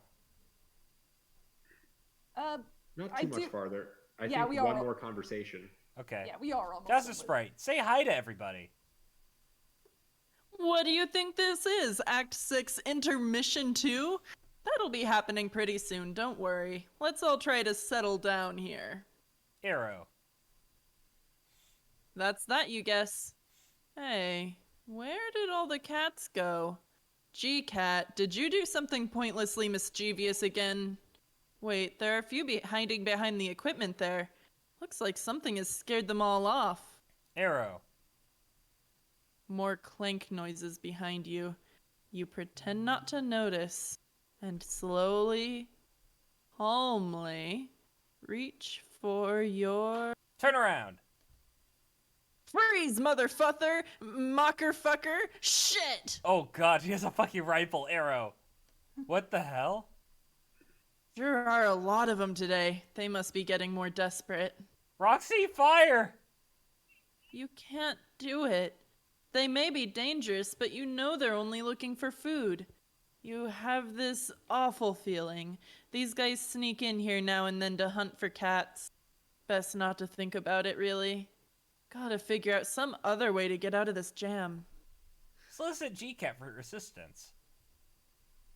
Maybe he's in one of his arbitrarily helpful moods?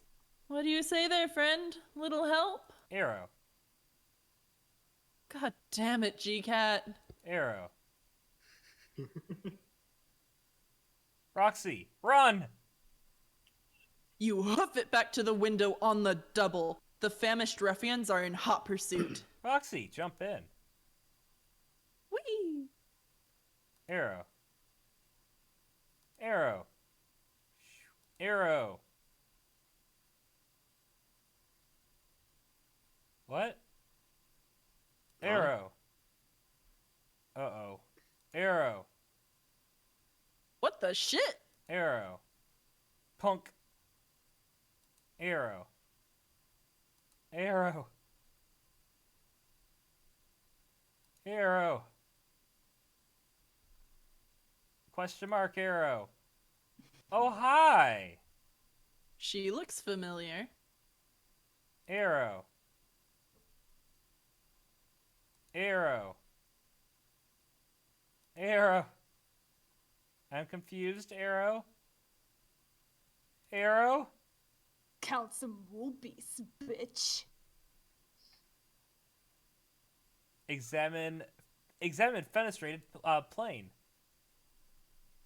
This thing just appeared out of thin air. Did someone syndificate it to you? Or is it that damn cat again, up to his tricks? It looks like it's one of Roxy's. Maybe she knows what's up. You should probably ask her.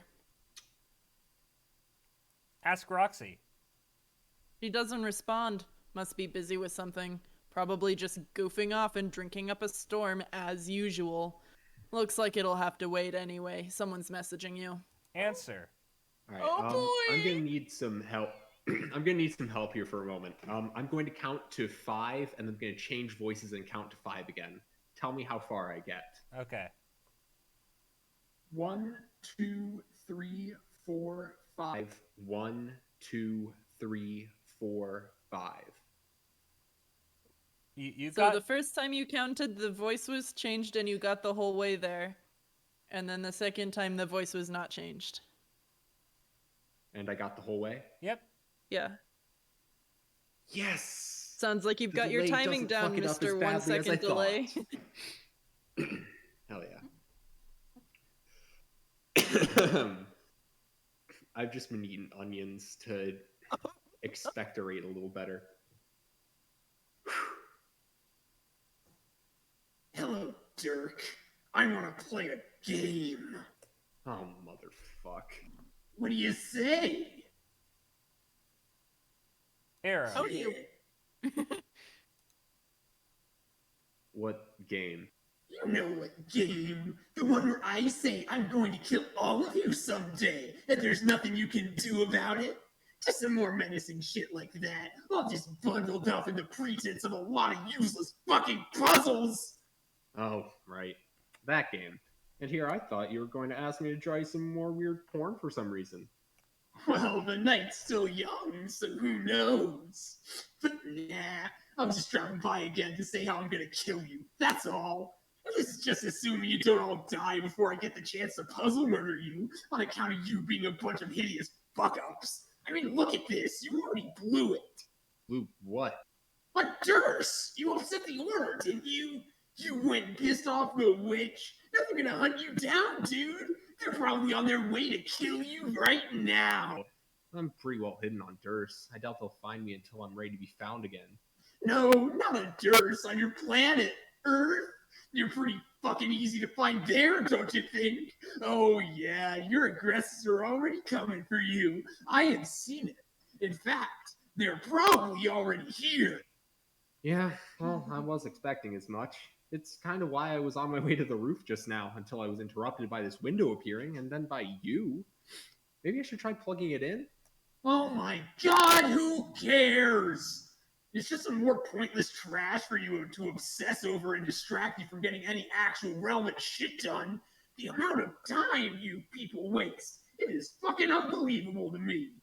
I have read about some of the things you and your predecessors have done, far more than I cared to, trust me. And every time, I'm always just, get the fuck on with it already. I didn't think you were much of a historian. I'm not! She sends me so much bullshit about this, you don't even know. She wants to hear what I have to say, like exchange theories and shit. And I just have to be like, bitch, I don't goddamn care! Every time. But it doesn't matter. What's the next thing I invariably find on my terminal? Another goddamn wall of text, all color-coded and formatted for me to read and everything. Just walls and walls of candy-ass, tutti-frutti fucking shit. Loads of text. People babbling mostly. We are talking about migraine-inducing diuretic vertical suicide drops of ugly fucking words, impenetrably asinine rainbow free falls of frivolous banter, got it? So I say, what is this? I told you if you send me any more fan fiction, I'd fly to CrossFit and murder you in your sleep, which I might still do regardless. But anyway, she says these are actual ancient transcripts. I'm like, well, fuck, how can these people talk so much?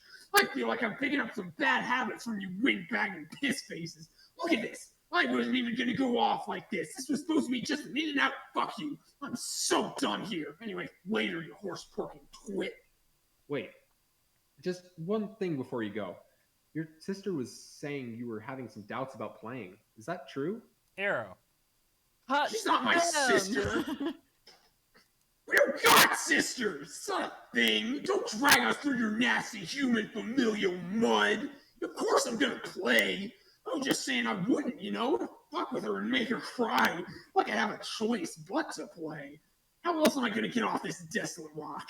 You think I wanna stay here? Just hang around till I join the 100 billion corpses fertilizing the soil? Ah, I see. No, didn't think so. I was just curious. Human curiosity is contemptible. She shares that with you, and I can't fucking stand it. Gotcha. You sure seem to hate us, but I notice it doesn't stop you from talking to us frequently, or at least to me. Surely there must be at least one of our virtues you admire. Yes, ambition. That's the only good one, and I think you got that. Which is maybe why you're the only one I can put up with for any duration. Let's call it a grudging respect, which is the only kind that's even worth a fuck. I'll take that as a rare overture of friendship. No, don't. So, do you even know how this is going to work? What? Your session. Can you even really have a session with only 2 players? She says you can, and she likes to think she's the expert. Personally, I don't care. Maybe it's against the rules what we're doing. I just want to get in there and just fuck shit up. Yeah, I sensed that was your plan, which is kind of what I'm talking about. How can you win like that? I thought the point was to cooperate with your co-players to achieve an objective, not compete with them or try to kill them. I don't think we've had one conversation where you didn't express a desire to kill her. Well, I guess we'll just have to see, won't we? I think this is probably a different kind of session. One where the players fight for supremacy rather than work together. I think that it must be that way, because that's how I want it to be. And if I want something to be true hard enough, then that makes it slightly more absolutely irrefutable. Are you feeling me, fucker? Maybe you're right, but since that's how you feel now, maybe the truth is that the game is challenging you to overcome those feelings? What if your real quest is to put aside your differences and work together if you both want to grow and survive and grow as a person? No, no, no, no. Fuck that shit. Human fuck that shit. Not even alien fuck that shit. So you can understand better the kind of fucking of the shit that's going on. Human fuck it so much, so hard, and so angrily. Yeah, I didn't think you'd dig that idea. Just putting it out there. How about you shut up and get on the roof and take your fucking punishment? Now what the hell is your ghastly juju? Go get it and hurry up. My juju? Arrow. The loathsome false person with the floppy limbs and dorsite attire you like to nap with. Oh, little cow? No, man, little cow is the shit. That thing is not the shit. It is an uncanny, grinning mockery. A bad omen. You should chop it up and burn it. No way, dude. He's my best friend. How fucking sad is that? I'm just trying for once, and the only time ever, to be helpful. Those things, you don't even know what they are. A kick-ass ventriloquist doll? I've been given reason to believe it once belonged to my bro. I don't give a shit what you believe. There's only one reason for those to exist. It is to turn the life of everyone who occupies the same universe with it into a nightmare. Is that one of your alien folk stories? Yes, but it also is true. Get rid of it. You could argue that my life is already kind of a nightmare, so there's no point in getting rid of them now. Either way, I'm gonna hang on to them. You stubborn fuck. Fine. Maybe it doesn't matter. Maybe yours is untainted? I don't know. Could be. Its eyes look dead to me. Ugh. Maybe you luck the fuck out with your particular juju. I honestly had no idea you were this superstitious. You're a pretty fascinating guy in a way. I can't really figure you out. In case you're wondering why I put up with you more than my friends do. I wasn't. Now are you going to go get it or what? Why do you want me to get Cal so bad? I don't! Just that I saw you slightly ahead of now, climbing to the roof with that thing, so apparently it's requisite for getting the fuck on with stuff? Dumbass. Okay, so some self-fulfilling shit then. I was hoping for a better reason.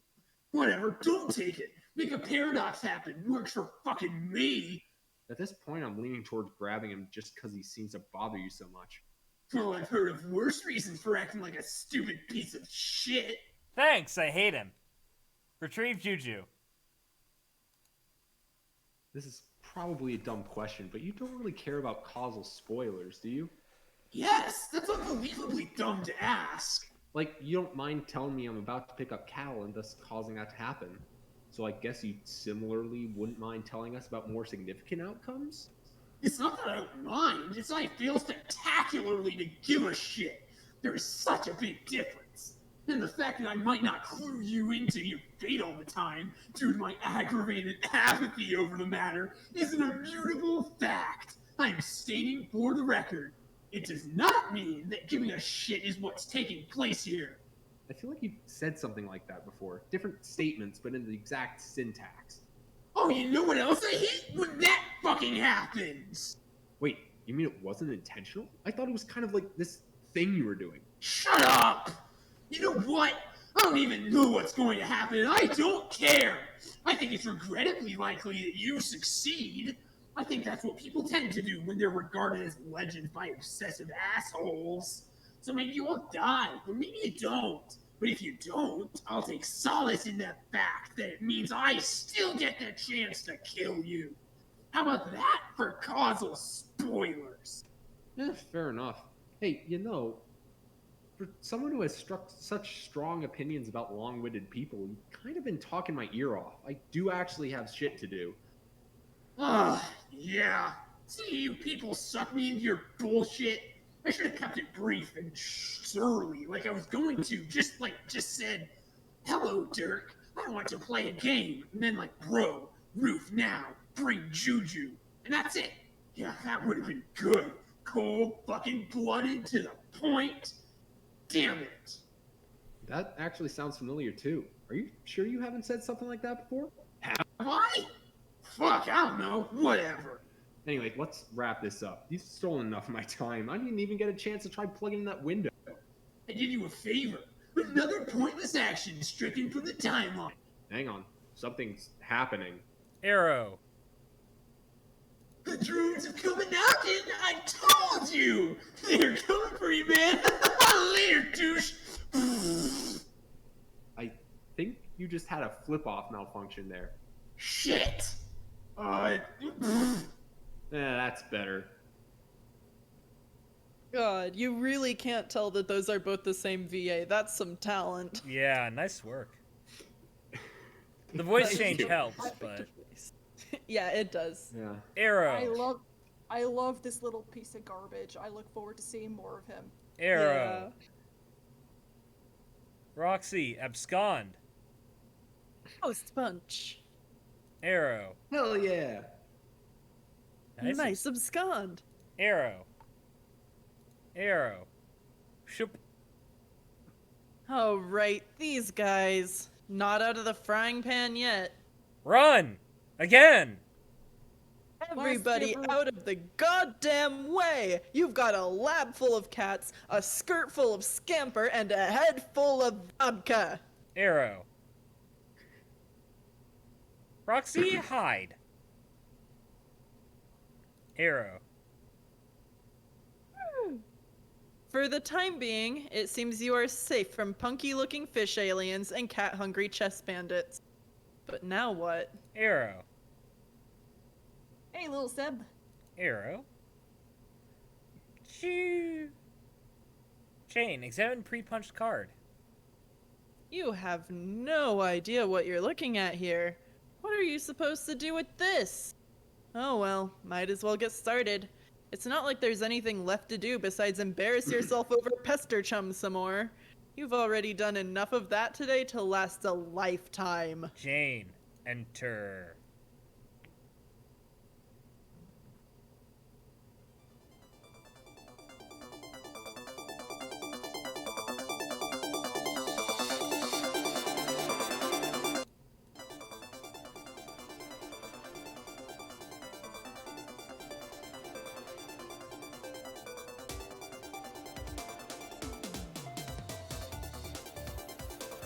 Oh no, it's...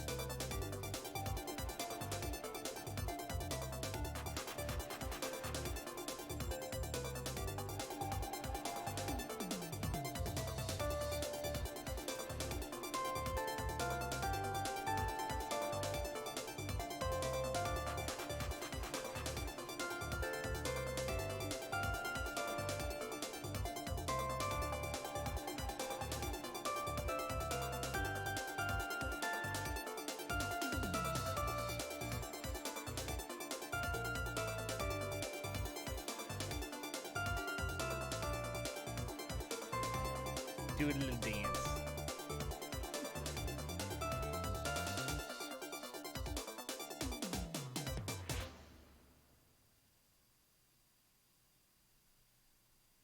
Whoa.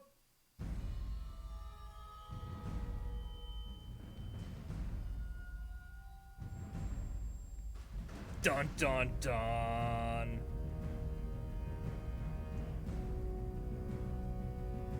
Years in the future.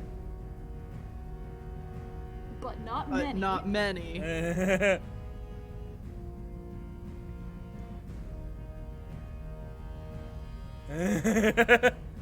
What?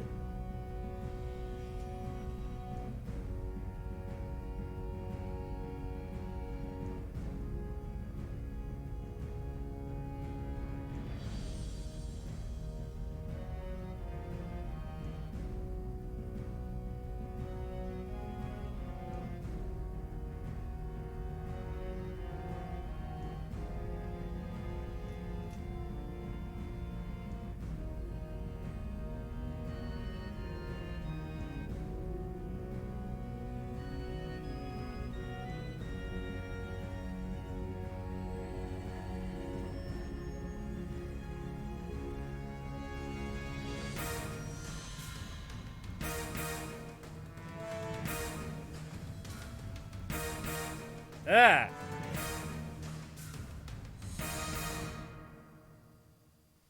I'm confused. Arrow? Okay, it's over. End of Yes, Act it 6, is. Act 2. All right. I want to thank everyone for coming out And tonight. it's time. Duel!